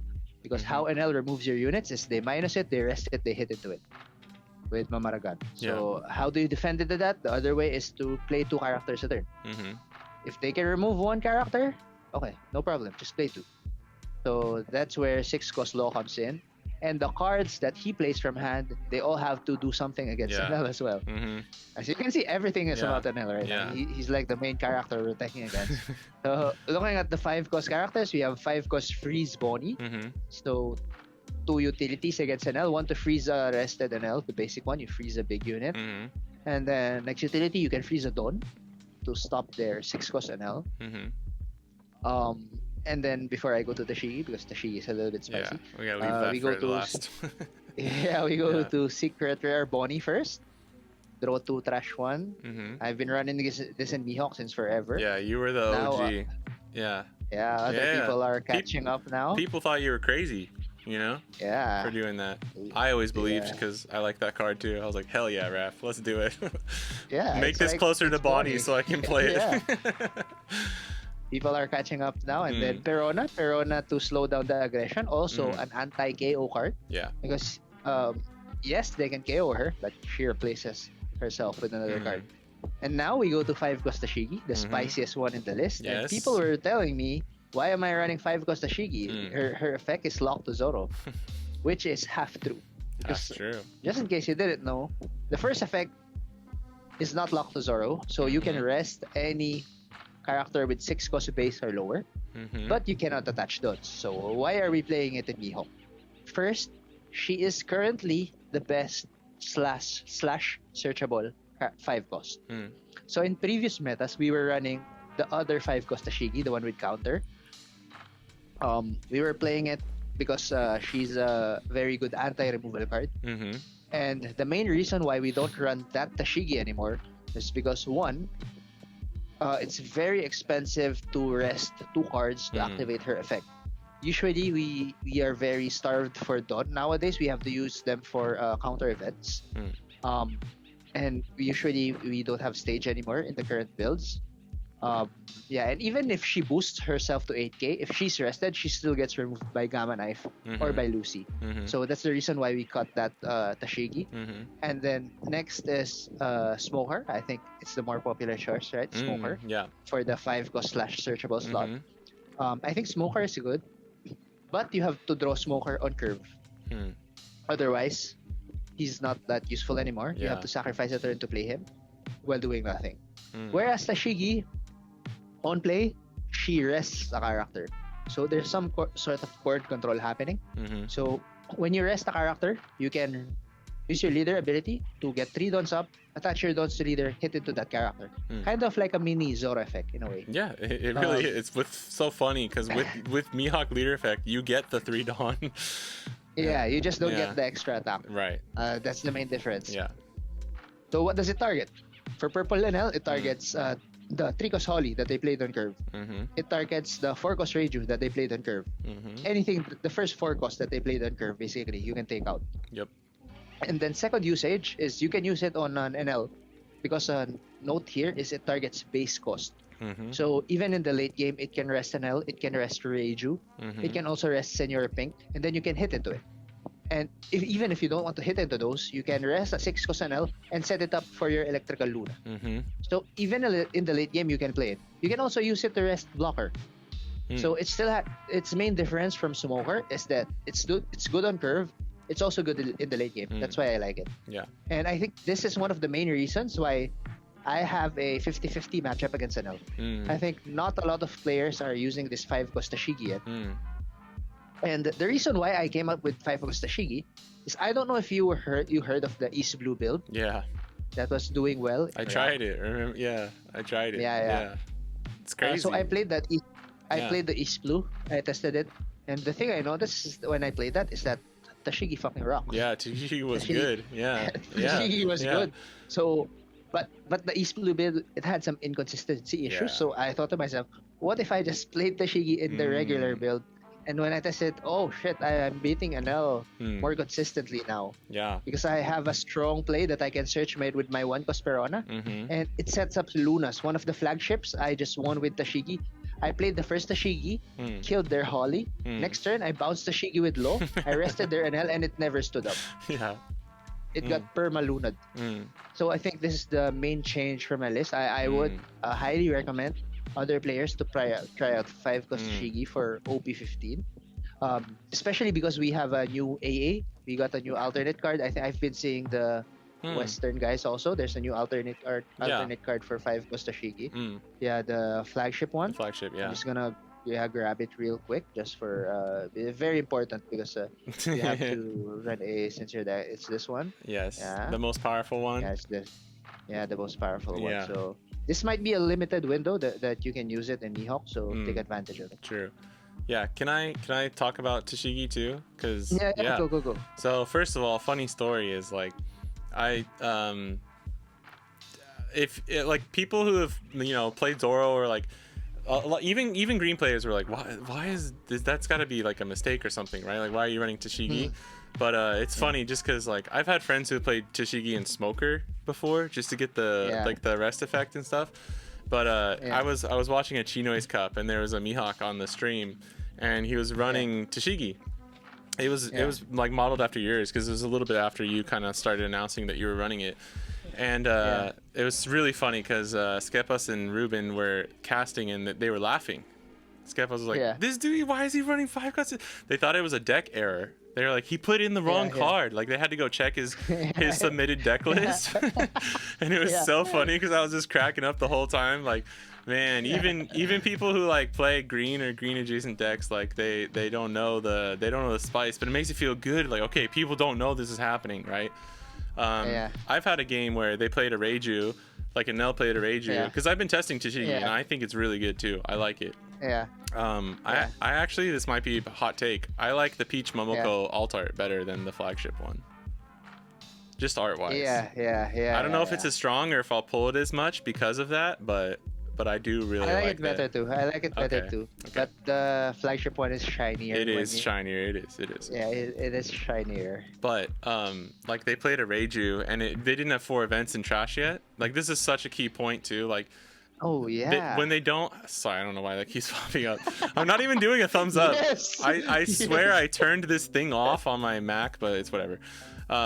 They play a Reiju, probably thinking like, okay, next turn I'll have played 4 events, she'll be buffed or whatever. Nope, goodbye. Like just play Tashigi and KO it while it's still a 5k, and it was like, bro, never saw it coming. Really good utility card, and I just think it's funny. I love seeing people's reaction when they're like, why is he playing Tashigi and Mihawk? It's just really funny. A lot of people were surprised when I played it in the flagship, and then I picked 2 Anels with it. Then, that's why I'm running Tashigi. Yeah, I agree that it's like, it's really like on curve. It's almost good into literally every single deck. Like maybe Sky Luffy is like the only one that like you don't really get too much value, but like you don't need to. You're never gonna play it on curve for that if you have something else anyways.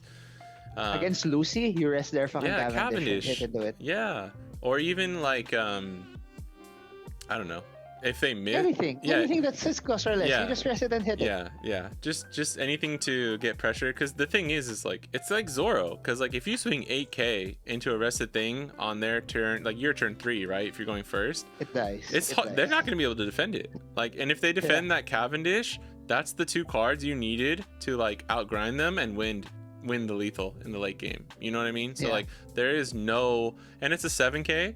It has all the same qualities. As one more thing. Smoker. You can see so the 7k. Plays around barrier pistol. I just call it barrier pistol. And it's just harder to get rid of too. And like Anel has to have like Ohm and Kiten, or like double Kiten, double Ohm to like get it down. Well, just 1. Sorry, like they just need to reduce it 1. But for Lightning Dragon. Right? No, they have to Mamaragan it. But if they want to rest it, yes. If they want to rest it, they need to get it down to 5. And if it's rested, they don't get free Lightning Dragons, which they do with all of your other 5 costs. Like Anel having to -1, -2 to rest it is probably not happening, because it would need to be a turn that they're doing like Gamma Knife Mamaragon anyways, which in that case is dying. It doesn't matter. And you got them to use it. If it eats Gamma Knife, it's fine. That's huge. Yeah. And because I tell people this too, and it's because something I've learned, right, is like baiting L Thors and Gamma Knives, it even with the senior pink builds is still very, very important. You need, because you have to remember, it doesn't matter if they're recurring them from trash with senior pink, it's still 1 less that they have access to, because if they didn't use it, that was one they already had, and they could have drawn a second one, so now they can get a different event with Senior Pink. But if you force them to have to pick up that Gamma Knife instead of like the fourth copy of Lightning Dragon, or like, you know, something else that gives them more value, it's still like you were saying, you have to know exactly how you're draining them of their resources with every single action that you do, and it's a very hard thing to balance. But Tashigi ends up helping you. Smoker does too, because it's 7k. It's really, I've been going back and forth on like Smoker or Tashigi, and it kind of depends on me a little bit more of what I'm seeing in the meta. But yeah, Tashigi, like, I think the thing that sells it for me, if you would want to pick Tashigi, is just like, you can play her anytime throughout the game. It really is good. Yeah. Smoker, there's 2 turns, right? There's on 5 or 6, sort of, like on curve, and then the next turn with a law. But if you play it off of the law the next turn, like in a lot of matchups, it's just a sitting duck. Like, can't afford it. Yeah, you can't afford it. You need the on plays. Like, you need on play, instant value. Like, that is the name of the game in OP15. It's like super instant value. Yeah, sorry. I just wanted to add on the funny story in that for Tashigi. Yeah. One thing 1-5 cost missing here is 5 cost Carrot. Ah, yes. So 5 cost Carrot, very good on play. But 2 problems. 1, not searchable. Not Supernova, not Slash. So you kind of have to choose between her and Perona. But the thing is, Perona is anti-removal. So you drop Perona, don't have to worry about her getting removed. Yeah. You drop Carrot, that shit is dying. So yes. Literally. No, I know. Carrot does not survive to see the day. I know. Even when I play in Bonney and in Mihawk, Carrot does not live to see the day. I know. Yeah, she's a removal magnet. That's why we play Perona over Carrot. Yeah. Actually, it's because of that that carrot I think is not as good in this meta. Like, even in Bonney, I think actually one of the lists I have is carrot at 3. Like, I've literally, I was talking to Casey the other day and I sent him a list and I was like, I know it might be sacrilegious here, but like, I showed him a list with 3 carrot and he was like, well, that's crazy, bro, that's crazy. But I just like, even in Bonney, a carrot is still better in Bonney. I think you have to run her at 3 or 4. You should run her at 4, but like, it's so pointless in some matchups where you just need the on play effect. So yeah, but she will die. Yeah. Because of purple Nala. If it's just against any other deck, I would run Carrot. Yeah. And then the rest of the deck, we still run 12 searchers. I think the norm now is 10 to 12 searchers, right? Yeah. I was playing 12 searchers since OP14, and now other people are catching up to it, just saying. And then the choice of 2K here, very important. So yeah, talk about it. Might seem inconsequential, but in a perfect world, I would cut Laboon. Yeah. But I just have Laboon here, just in case I face Lucy. Because without Laboon, I think it will be very difficult for my build to beat Lucy, because no more Carrot, no more Laboon. In a perfect world, if I'm just thinking of an L, I'm gonna ignore Lucy. I would run 4 Apu and 4 Zoro. So 4 Zoro for the searchability, and then Apu. Apu is very important in the OP15 meta, specifically against NL. Yeah. Because against NL, you have to win the weenie battle, the quote-unquote weenie battle of the early game. So the weenie battle is you have to clear their low-cost characters, and if you're able to clear their low-cost characters, it's much easier to control their board from the mid game onwards. And Apu helps a lot into that, especially with Ohm. Yeah. Ohm is the most dangerous one cost because he sets up all the removals. So if you can rest on Ohm, hit into it, remove it immediately, they lose removal setup basically. Yeah. And you can always bounce him back to hand with 6 cost low after you do that. Against other matchups like BY Nami, he can hit into girl. Yeah. 2 cost young girl too. Rebecca and Lucy. I've won a few games from resting the Rebecca. Yeah, with Apu. Yeah. So if you want more consistency, you can use I think the next build, maybe you can show it too. Yeah, real quick, I just want to comment on I stole this 2K split from you because I was back on up because I've tried out Apu before too. I also was doing Kozaburo for a little while to help for the weenie battle, but it's just a little awkward. It's too much Dawn commitment. And I saw whenever you posted, I think one of the first lists where you did 3-3-2, I was like, that's nice. I like that too. Because I don't want to cut Laboon either. It's just hard to. And on the 12 searchers, I really agree. I have been, I've always liked around like 11, 10 or 11. And then I've also tried 12 at times. And now especially, I think since I've gotten better at the Enel matchup, you need 12 searchers because you need, not only are you winning the weenie battle, but you're flooding the board. Flooding the board in the early game is like really, really important, right? Whether it's a poo or like multiple searches or whatever, right? Like if your board is completely cleared, I mean, there is those annoying games where you have like 4-1 costs on the board, like four weenies, and Enel clears all 4 of them in one turn, and you're just like, bro, what? Like, how does that happen? And then you can't play law and you lose. But like, to your point, I'm a big fan of 12 searchers because I do pay attention to that, and I actually a lot of the Japanese players are on 10 too, but I just saw a list the other day of that one like a flagship or something, you know, on 12, and I was like, nice. And he beat like 1 or 2 NLs in his matches, and I was like, good. But yeah, let's oh, sorry. Yeah, before we go there, I want good thing you mentioned about the 12 searchers. One of the main cuts that I see in popular builds is they're cutting Bonney searcher down to 2. Yeah, I think that's the common one. Yeah. It's insulting. That's crazy, dude. It's insulting. Yeah. I can't and do that. The main reason why is that the reason why you shouldn't cut Bonney down to 2, she's literally a win condition against blue-yellow Nami.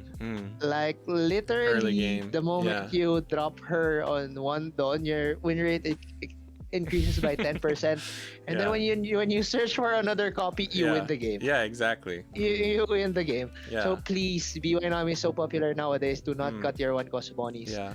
And aside from that, in the purple and L matchup, sometimes she draws a card and eats an Elthor. Yeah. And that's super high value for you because Elthor does not draw a card. Or if she absorbs an attack, super high value. Especially if you won the weenie battle in the early game, and then you play Searcher Bonney in the mid game, bro, she's gonna absorb something big, either a big attack or an event, which is super high value. And then you can't really afford to cut on Kid and Killer as well because Kid and Killer very important for the weenie battle, very important search target for low bebel. You cannot cut on 12 on 1 cost Perona as well, very important for searching your events. This is the main reason why I cannot run Coffin Boat anymore. I can't find a way to fit it in. Right. Because Coffin Boat is a consistency tool. But with 12 searchers, usually you're pretty consistent already. Yeah. And the deck list is really tight right now. You have to tech all of your cards to be useful against NL. So it's hard to find space for the Coffin Boat, one of the missing cards in this list. But in a perfect world, I would run 2 Coffin Boat. I just don't know what to take out for it. Yeah. That's fair. I think that's a good point. If normally when I've cut, I've done like 3 Bonney, but I can't go down to 2. I can't go down to 2. If I'm running 11, you have to cut Bonney, but I go to 3. And then I've been running boat at like 2. My most recent list right now is just one Coffin Boat, but I still do 12 searchers. Yeah. But all right, let's look at the second list so we don't go on too long. A little bit different. So you can just quickly probably explain what's the difference, you know? Yeah, this is the one that cuts Laboon. It's the higher consistency build. And it adds 1 more copy of 5 cost Freeze Bonney. Yeah. Just to... I think a lot of players prefer this to lock down the curve of the opponent. So 5 cost Freeze Bonney. It can lock down Lucy's 7 Dons. It can lock down Sky Luffy's 7 cost Robin. It can lock down 10 cost Newgate or 9 cost Mihawk and against Mihawk Mirror as well. Yeah. So just another list that you can try for more consistency. But this cuts down on the freeze event. It cuts down Luna to 2 copies, which I think I'm not comfortable doing.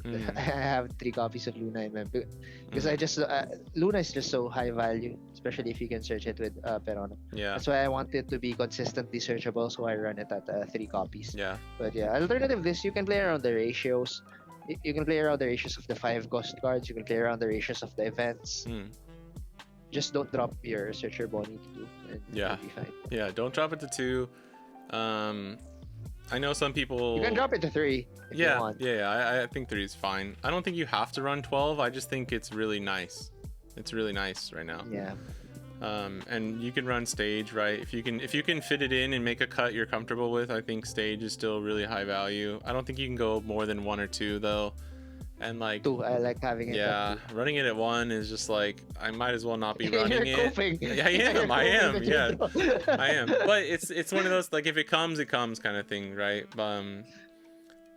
Because man, the stage still gets you so much value and it like really helps for like the Lucy matchup and everything. Yeah. Yeah. But, I still like stage. yeah, I know. In a perfect world, I run it. I know.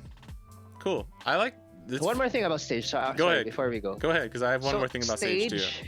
Yeah, oh, okay. So stage, you run 4 copies of stage if the 46 cards are really good and you just want to draw into them. But in the current meta, you'll only need all 50 slots for all the tech cards that you need to run. That's why it's hard to find space for stage, I would say.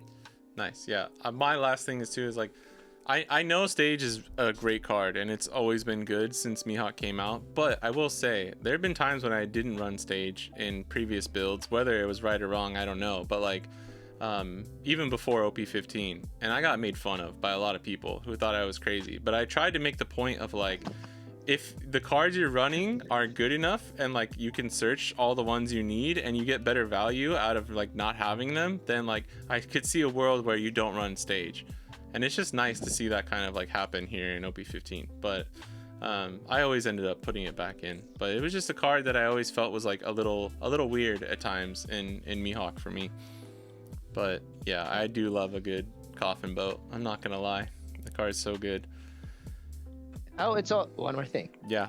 Yeah, go ahead. Since we have no coffin boat, that's why we're running 12 searchers too. Right. Because sometimes that Perona or Kid and Killer that survives to see the end of the game, it's gonna win you the game because you play Lloyd Beppo, you don't need to rest it. Yeah. Because the moment you rest it, it becomes vulnerable to something. So the more weenies that you have on board that survive to the end of the game, it's gonna matter in the long run. Yeah, that's true. That's huge. Not having to rest Lon Beppo can literally be the game deciding factor. Yes. For sometimes, yeah. Yes. All right. Next, we have your Bonney list. Oh, I thought you were gonna do a Mihawk list. Oh, sorry, my bad. My bad. You're right. This, yeah, you can see that. Sorry. Okay, I see it now. All right. I see it. This I will have. I'll have the link to this person's Twitter. I think. Sorry, I want to double check. Is this Kana or no? No, this is not Kana. I was gonna grab Kana's list actually, but this person just did really well with this. This was the person actually. Like I bought their note and everything too. I think their name's Kyon. They were one of the first people to actually do this type of list. Yeah, this is Kyon. I'll have their Twitter up. I think they've done really well with Mihawk and OP15, and they were one of the first people to kind of like switch to the full like 4-cost law, just fully double down on all the supernova. They cut stage early on and ran a bunch of like stun events and stuff. But I thought this was just a good example to show you like a lot of people love 5-cost smoker in Japan, the Mihawk players, and partly I think it's remnants of the Borsa Quasar meta, because it was just like if you ran smoker and all the other stuff, like you never had a problem with yellow as Mihawk, right? Not that you really need the smoker for yellow. I really don't think you do. Nice to have. Yeah, it's just nice to have. It is nice. But so like this is another 2 Bonney list, which is like the one thing I would immediately be like, I don't really like that. He has 2 stage. But that's what it is. Slot. Yeah, the 2 Bonnies become 2 stage, and he's running one Rashomon. And it was funny because they said I think they hit 2 NLs. They lost 1-1, and they went second on both. From a flagship, and they were like, I drew my one of Rashomon against an L twice, and it was really the way they wrote it, they were like, it was great seeing their faces as their Reiju and like whatever died when I played it. So yeah, this is just like another take, right? This is like 3 stun Bonney, 4 secret rare, and they got 4 Apu, 4 Laboon. I do kind of like doing 3-3 with the 2 Zoro for the 2Ks, just for consistency and searchability. 4 all out, 3 billion fold, and they actually run billion fold. A lot of people cut billion fold from their list. I wouldn't recommend. I'm just like, it. I can't. I'll run it at 2 sometimes if I'm feeling crazy. But like, you needed to protect your board. You need to protect your rested characters. I don't understand how people were winning without it. Like, I really don't. I also have no idea. I have no clue. They're running Smoker. You're running 8 2Ks? Yeah. How do you protect your board? Yeah. I guess they just let it die and like play 2 characters every turn with Law, but it's like that doesn't win you games every time, you know? So yeah, I thought that was funny, but shout out to them. This was not a winning list, but this is just a recent list that I thought was really cool. So if you're a Smoker stan and you want to run stage, I thought this would be a good alternative to somebody who wanted to see a list like that. And this person has put up lots of good results throughout OP15. I think they won a flagship or 2 or an extra battle at the beginning of the format. All right, that's it for Mihawk. Let's jump into the Bonney builds before this becomes a 5-hour podcast like it always does. First, we have your build. Yeah, what is my build? Oh, it's just the your Bonney one. Yeah, the flagship one. Okay, so I used a build similar to this to win my Nico flagship. I think the only main difference from that list was that I was running 4 Apu, 2 Luna. Yeah. But I think 3 Luna, 3 Apu is better. So if you played OP14 and you notice what's missing from this list, where's Dofi 10? Well, he's gone. He's been rotated. So we're only left with 1 boss now. It's just 9 cost Shanks. 9 cost Shanks still very good for the boss versus the boss matchup. So Nami, very good against Lucy as well to KO their 7 cost Sabo.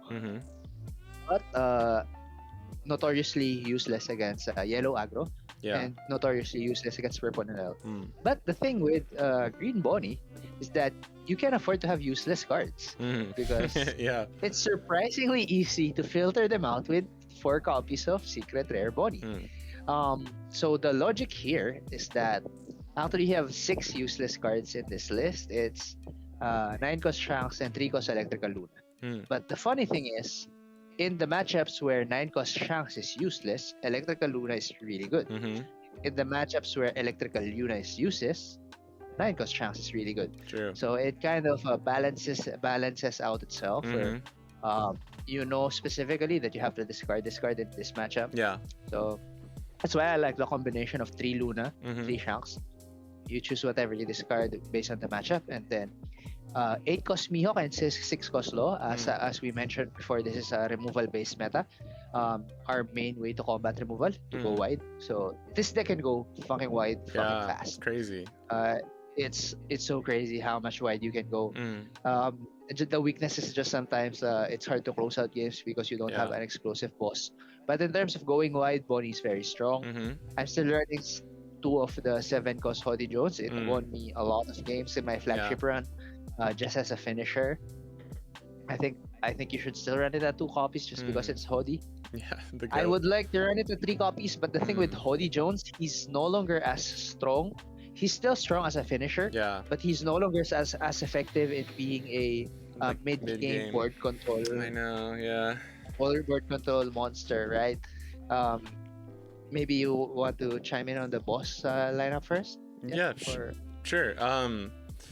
Yeah, I think the thing about Hody too is I've gone kind of back and forth. I've had times where I didn't feel it was necessary, but actually, I think he's actually very good against the more recent Anel builds too because of Frankie and Reiju. Just being able to rest them is like how I win most of my games. But yeah, I don't think there's enough room to fit at 3. And then Mihawk and Shanks. I agree. I think they're really good. I've actually tried. I was gonna show a list where I was trying with no Mihawk actually. No, I tried it. Yeah, I tried it too, and it didn't work. Those are some of the games I lost against Nami too, which is like, oh my god, yeah. But yeah, I mean, it's very costly to take life with Hody too. Like it's very costly to take a life. It's too hard in this economy. We need all the life we can get. Yeah. Real life matters. No, I like the list. I think it's really good. I was running something similar to this around this time too. I had tried the EBO3 Bonney. I was between her and Perona, but I was on Perona more at the time. But then I think more as Anel switched to the KO build. I mean, we'll switch to. Do you want to just switch to my list? This is one. Oh wait, hold on. Sorry. I just want to discuss. Go The ahead. others, they're pretty standard in Bonney. We've been seeing them in Bonney a lot. I think three cards that stand out first is EP03 Bonney. Yeah. So I was running this card a lot in the emo meta. I was actually running 2 copies same. of this card already in the emo meta. Uta and EBO3 Bonney. Yeah, Uta and Pure Johnny. And in the OP16 meta, she just hits a lot of targets. And we don't have Uruj anymore. We don't have 3 cost Bonney. We don't have 5 in this list. I don't have 5 cost Smoker. Yeah. And sometimes you can use the EV03 Bonney. Just play it on 5 just to have a It's great. character on board. Yeah. And then Megalo, one of the standout cards in the deck for me. Mainly because of its utility against Lucy. Takes out 4 cost Cavendish.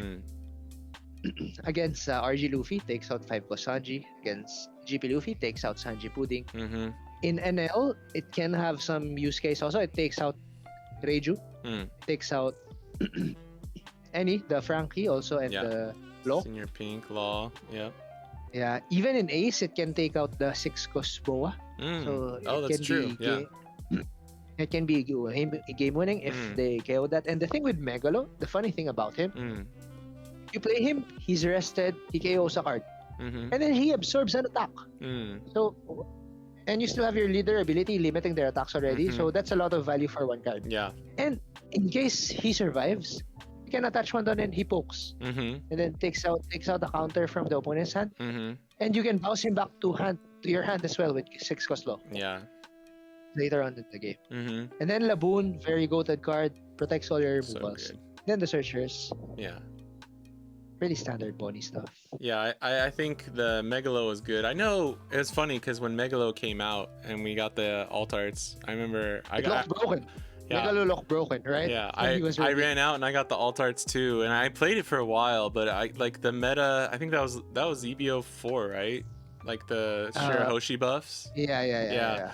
And it was just rough for Bonney at that time. Like it was just not a good meta. It was emo. Yeah, like Sanji, Kobe in the East too. Like Sanji, Kobe, Emu. Like it was not fun.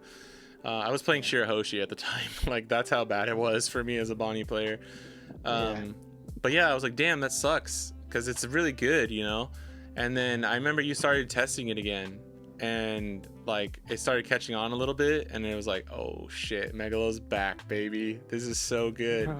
The Bonney is so fun. If only we had 1 more boss. I know, like man. when you play it, you know it's strong. Yeah. You know that the deck is strong. It's we so just lack a strong. closer. Yeah. The consistency search and the closer. Yeah. I know. For me too, like I like Megalo. Like right now I would definitely probably play him.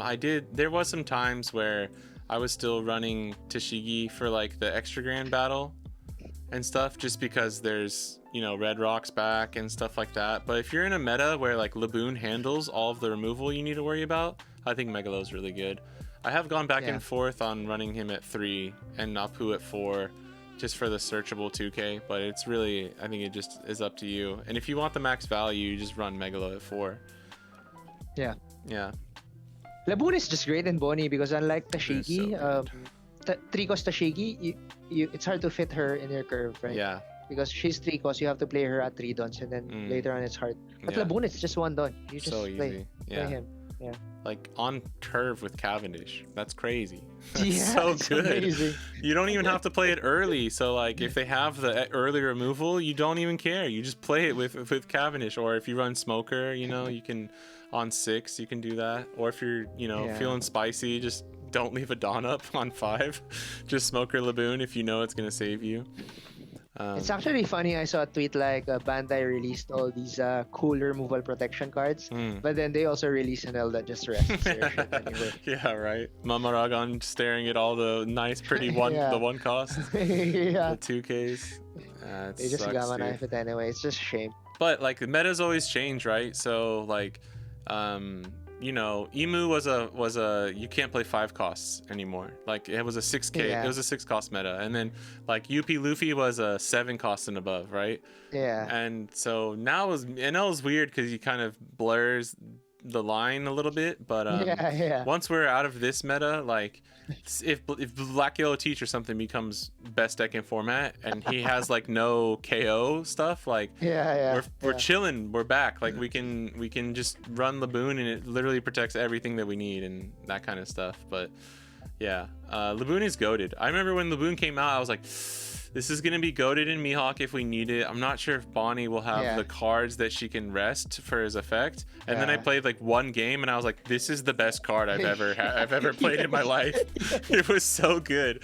I was like, in fact, I think Bonney might be able to use it better than Mihawk, like with just the cards that she has and her like leader effect.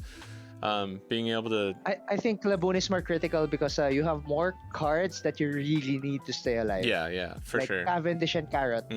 Like your 5 costs in Mihawk, you usually don't mind them dying. They're not game changing. But in Bonney in particular, if Cavendish survives to see the day, if Carrot survives to see the day, it's a game changer, almost game winning. Yeah, it's more important, I guess is what I should say. It's just more important in Bonney. Yeah, really good list. I thought it was really good. I think this was like a big step towards people going in the direction of like just going super wide and playing the stun events and stuff. I have a list here if you want to look at my list. This is like, I will say like my list changes a lot still playing Bonney, and I've actually had to focus more on the extra grand battles because that's what I've had more of in the past month or two, and unfortunately it's been like really hard for me to juggle standard and extra regulation, like swapping back and forth with Bonney. But I wanted to show a type of list, kind of one that I landed at recently, and kind of just explain it a little bit. And I do want to point out that I do still really like Luna in the build, and this is looking at the West meta where there's like no one's really playing Sky Luffy. It's like very far down, right? If there was a lot of Sky Luffy, I think you have to play Luna. I think you have to at like two or three copies. And honestly, it's really good against Enel too, but I think this makes up for it with the insane amount of 5 costs. I know this probably looks crazy. I promise I'm not trolling. I'll explain what I think the weaknesses of the build are too, but like same kind of thing. This is doing a little risky 10 2Ks, which I normally don't do, but it was the only way I could get it to work. I think there's only like 12 counter lists, so it's fine, right? And you have all out. Yes. It's kind of a 2 4 all outs, yes, that are count as counter in the end, right? And here's the thing is you can always swap, like if you don't care for Smoker, make it 2 Lunas, or you know, put it into a 2K and make Hody at 2 or Mihawk at 3, right? So the game plan of this is we're running 4 6 cost laws, and this is sort of my own like evolution from your list and then Casey's list that he did really well at a store regional in America, and through my own testing, right? Like I've had builds throughout OP15 that I've personally built that I feel really good on, and this is close to one.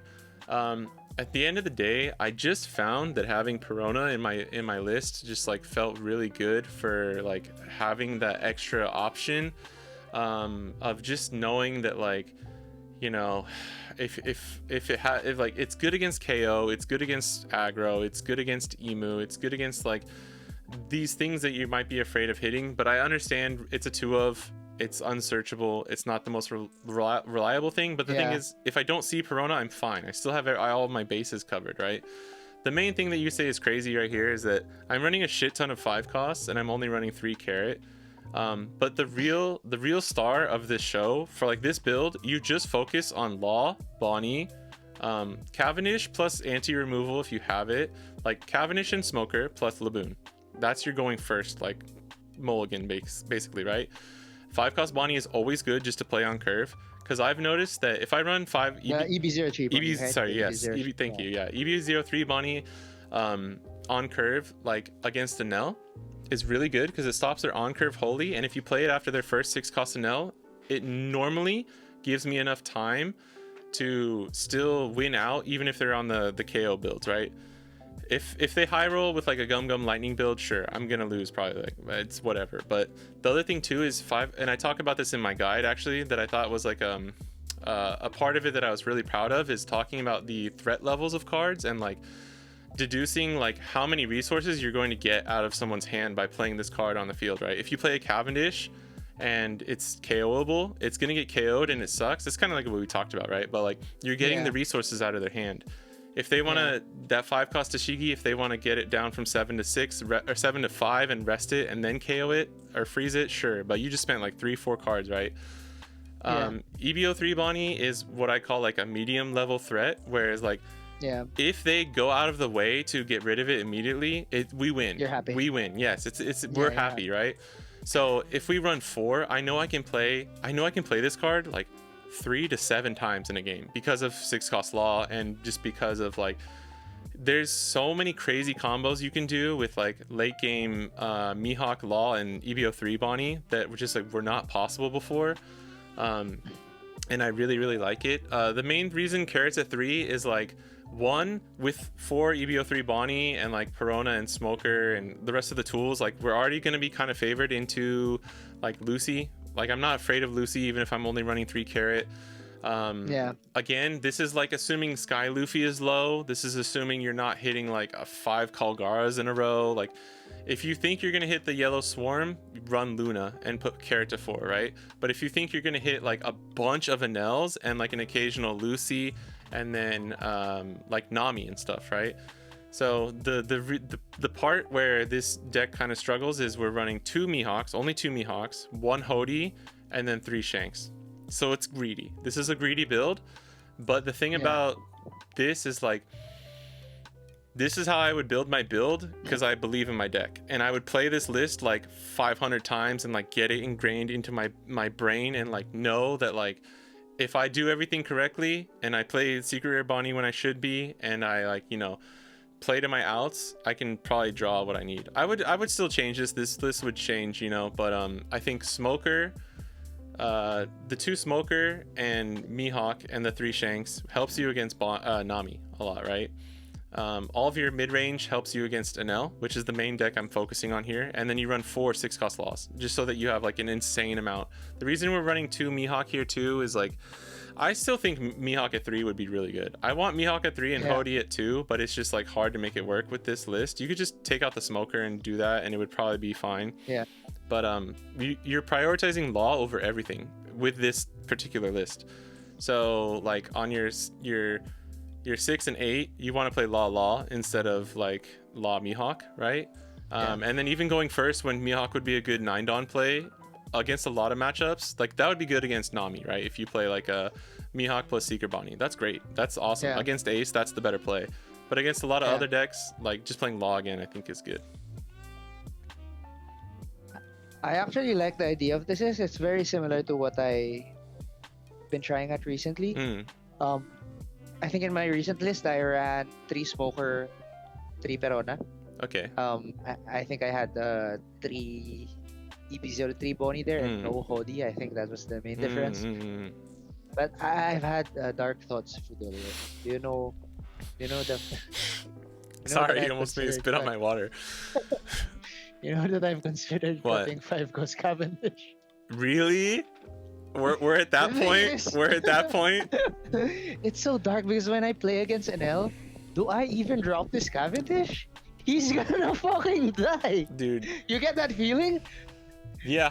Like, you know he's gonna die. You're playing him for him to die. I know. You know that you're playing him for him to die. So most of the time, I'd rather play Smoker, who takes more resources to kill, or Perona, who stops something. EB03 Bonney, who stops something. Cavendish, you're playing it and you know it's not gonna live against NL. Yeah. You're sending him to the execution chamber, and he didn't control the board. Even with Laboon, it doesn't matter. Yeah, it doesn't matter. That's NL yes. Yeah, just NL. Just NL. I have not been thinking that for OP15, but I will say there have been times. I think one was Enies Lobby Lucci era going into RP Law, where I was like, why am I even fucking playing this card, dude? Like, let me just run set like 8 copies of Hawkins and like let me just do that, right? I mean, it's crazy. It's funny because I know some people who don't play Bonney as much will like I've heard it a few times, you know, over the past year or two, like, Yeah. could you ever cut Cavendish? And I'm always like, we don't go there. We don't talk about that. Yeah. Like you could. That's fucking stupid. You could. I saw that. You could. I saw those. I saw those threads. Yeah. I think I know what you're talking about. But it's happened this before. Guy, he's always this guy. He's always saying, "I'm on the hill that you should only run 2 Cavendish." 2? This guy. If you're gonna cut Cavendish, just fucking cut him from the build. Don't run him at 2, dude. You know what I mean? That's even more disrespectful. Yeah. That's like you can't fire the guy at work, so you just like the dude from oh my gosh, what's that movie? The Stapler guy, and they put him in the basement. It's a great movie. I forgot what it is. I'm so sorry. Yeah, I think I'm not familiar with the reference.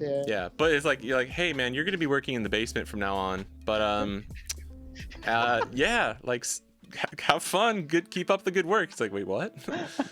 Like you can quit on your own. Yeah, no. Dude, I see him in hand against NL, and I don't want to play him. I know. Because I know he's gonna die. It doesn't. There's no immediate value. You know what's crazy though is like, the reason I'm running 3 carrot right now is because I want to cut carrot from the build. I want to cut carrot and just run 4 EVO3 Bonney. I think you can. All right, let's cut carrot and cut Cavendish. But here's the thing. And then we take our leader and we turn it over and it's just Mihawk. And then we go, oh fuck, I did it again. If you cut carrot, you just fuck your other matchups. Yeah, no, I don't think you can. Same with Cavendish. The moment you cut Cavendish, you fuck your other matchups. Because you need Cavendish with protection against like yellow and stuff so that you keep the tempo. But man, I understand. Yeah. And then I've been in dark places. Yeah. Hey, you gotta go there. You gotta go to the dark places so you can come back to the light, right? Yeah, but no. Honestly, what if? How have you been liking Smoker though? How many supernova cards would be left if you cut Cavendish? I don't think it says on here. 8, 12, 13, 14, 15, 17, 18, 19, 20. You have 24 supernova cards left. If you go for max 4, and then you just go for Smoker. Hey. Hey. I mean, what would you replace him with though? That's the question. Smoker. Oh, 4 Smoker. I see. But that's still 2 slots. 4 Smoker, 4 Bonney, 4 Perona. Oh, okay, yeah. Take the 2. 4 both Bonnies. And then 1 carrot. Yeah. We'll keep her at 3. We'll just cut her. We'll cut carrot to 2, so we just never see her ever. And then that's the day I finally quit Bonney. I take that to a flagship and I hit a yellow Luffy and go to 1 life and turn 3. Draw all 4 Smoker and just want to fucking jump off a bridge. At that point. Yeah. I'll fucking play. I'll play Brook at that point. Out the fun. Huh? It takes out the fun of the deck builds. Yeah. He forces you to build differently against him, and it takes out the soul of your deck. It does. He's gotten to a point. Like Mihawk without 7 cost Shanks. I know, man. Can you imagine that? And I just started playing Mihawk again, you know? I do like... Mihawk is really fun as far as like the lines and stuff that you can do right now. But god, do I just want to play a 7 cost Shank sometimes. And 4 stage. You know let me run 4 stage. Playable? Which one? Yeah, stage. You know why cutting Mihawk is fine now? The real reason why I was able to cope with cutting Mihawk? You mean with cutting Shanks? With cutting Shanks? Yeah. Can I guess? You know why? Hold on. Yeah, let me think about this. Wait, no? Hold on. Because what did we add instead? No, what? I don't... Why? Because of this. If Law didn't get the SP, you would still see me running Shanks. Yeah. You would still see me running Shanks. It was so funny because I remember you were doing... It was OP15 still, and you were testing Law again. And I remember I was watching one of your live streams or whatever, and you were like, everyone was like, yeah, Raph's playing Law. Yes, good, like, good. And then you, like, lost a couple games with him, like, throughout the stream, and you're like, he's back on the bench, boys. Fuck this card. I lost one game. Yeah. One game, yeah. And then it was like, but it was so funny because I remember you were like, right before the alt the SP got released, you were like, I'm not ever gonna run Law unless we get an Altar. And like the next day, the SP got revealed, and you're like, we're back from business, boys. Like we're playing Law. Yeah, that was funny. Honestly, I still prefer playing the Shanks build. I think Shanks is better against almost everything. Yeah. If NL didn't existed, we still play Shanks. Yeah, the East Blue. Honestly, the if East NL Blue build didn't was kind of exist, we crazy. beat everything, right? If NL doesn't exist, Mihawk beats everything. Yeah, What beats as long Mihawk? as there's not a lot of Kobe running around or something. I mean, you just have to get through the first 2 rounds, and you're. Yeah, I've actually been beating a couple Kobe recently, and that's like the biggest high you can ever get. That feels better than winning against an L second, is beating a Kobe with Mihawk, bro. No, it would be good. I mean, like you brought up the East Blue build. Maybe we should have touched on it a little bit more, but that build's crazy. And I was like, I was asking people, I was like, have any of you guys tested the East Blue build? Because I didn't know what it was, and someone posted it in my Discord, and I was like, I thought it was a joke. I thought it was a joke. I was like, I ironically commented, I was like, oh, pretty spicy, bro.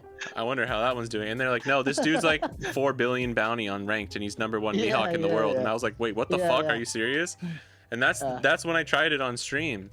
And we went like 4-0 because I kept hitting a bunch of aces and shit. Yeah, but like, I tried it in person, and I experienced the brick, like the inconsistency brick with that list, and I was like, oh fuck. I was like, give me my searchers that actually search my top end, and like my supernovas back. But it's good. I think it's really good. And shout out to the guy, I think is like engineer or whatever, who made that list. I think it's cool. Because we got I think the surprise Tashigi factor tech. helps that deck a lot. Yeah. Yeah, the surprise For factor. sure. Because that deck runs, they rest it with the Shiga and then they KO it. They run for fun, bro. Right? Himatsubushi, yeah, like that card is so good. The one thing I picked up from that list is Tashigi's kicks ass, and for fun is actually so goated. Like, yeah, if we could actually run that, I've thought about running it at 1 just to have for some of those KOs. Yeah, it's so good, man. But without stage, it's not good. Yeah, I agree. Yep.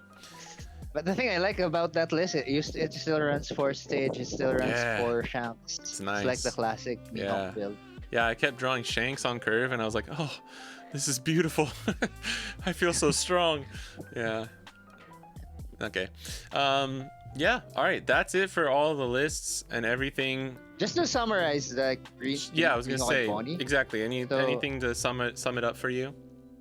Yeah, for me, how I see it is Mihawk is beat everything except NL. If you can get good enough at NL, you're gonna perform really well with Mihawk. And Bonney is like if you just want to have fun. Like, that's so sad. That's such a sad way of saying that. I think yeah, it's sad. I okay, here's my thing. I said this earlier kind of, but the way I would sum it up to is like if you want consistent, if you're concerned more about winning in this current meta right now, and you don't want to have to like Bonney, you need more things to go right for you, and you have to play out of your mind perfectly for so many more games than you ever had to before. I'm not trying to say Bonney's like the hardest deck in the world and you have to be the best player ever. It's just it's harder to win now. Like the bar of how easy it is to win with Bonney is down.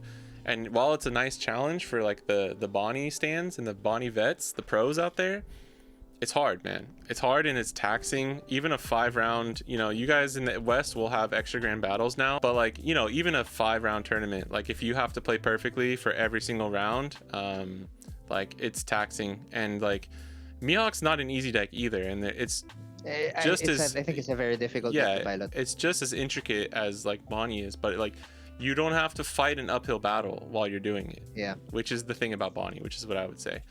Yeah, and if you like Bonney more, fuck it, bro. Just play Bonney, because like I guarantee you, if you force yourself to play Mihawk, because I couldn't do it. I couldn't force myself to main Mihawk before, because I still felt. You say it. Yeah. But I mean, I wanted to, especially for my CS final. When I hit Emu round 1 at my CS final, when the meta was like 40% Mihawk, I was like, bro, come on. But yeah, like it was just like I felt fine enough, and I was like, if I bring Mihawk, I'm probably gonna regret it. But if the issue is you're like, I don't feel good enough on Mihawk and I feel better on Bonney, then I suggest just learning Mihawk, like practicing it. And then if you still don't feel good on it, run Bonney or RG Luffy. Like that's my legit, actual, real advice for that. I think Bonney and Mihawk are very similar. Yeah, they are. They play similarly. Once you practice Mihawk hard enough. Yeah, and if you're running the Supernova build. Yeah. Yeah. Okay, awesome. There was a long one. I hope you guys enjoyed it. Raphterra, any last things you want to touch on, or any last words? Thank you for having me. I'm like, any last words, Raphterra? With the thumbs up again. Sorry. Thank you for having me. Yeah. Very glad to be here. Yeah. Just follow me on Twitter. Follow Futelli on Twitter. Subscribe to his YouTube. We might be doing more things. I just keep posting you guys up for any green cope. In case you're losing hope on green, just go to my Twitter account and regain hope. Yeah, thank you for having me. Hopefully we do more in the future. All right, awesome. Yeah. You're definitely, I want to give you a special thanks, Raphterra, because I always love having you on. And I think it's important to have like the people that like the same stuff as you, like play the same stuff, like bring you up when you're feeling down. You're like, I went 0-5 at a flagship, like I'm giving up green, and then you see like someone win, and you're like, oh wait, okay, no, the cope is real. I just need to dust the shoulders off and get back in there. So, dude, that happens to me a lot. Yeah, it happens. Like when I'm losing, and then I see someone on Discord on our Twitter saying they win with 1 week, we go, oh shit, I'm just doing something wrong. Exactly. I just need to whack this. I go, it's me. It's not the deck. It's not like the game. It's me. I need to just, I can do it. I can get there. And sometimes you have bad days, but it's fine. Yeah. All right, yeah, but thank you, Raphterra, and thanks everyone for watching. We'll be back with another one, hopefully sooner than later. So we'll see you guys around. Bye.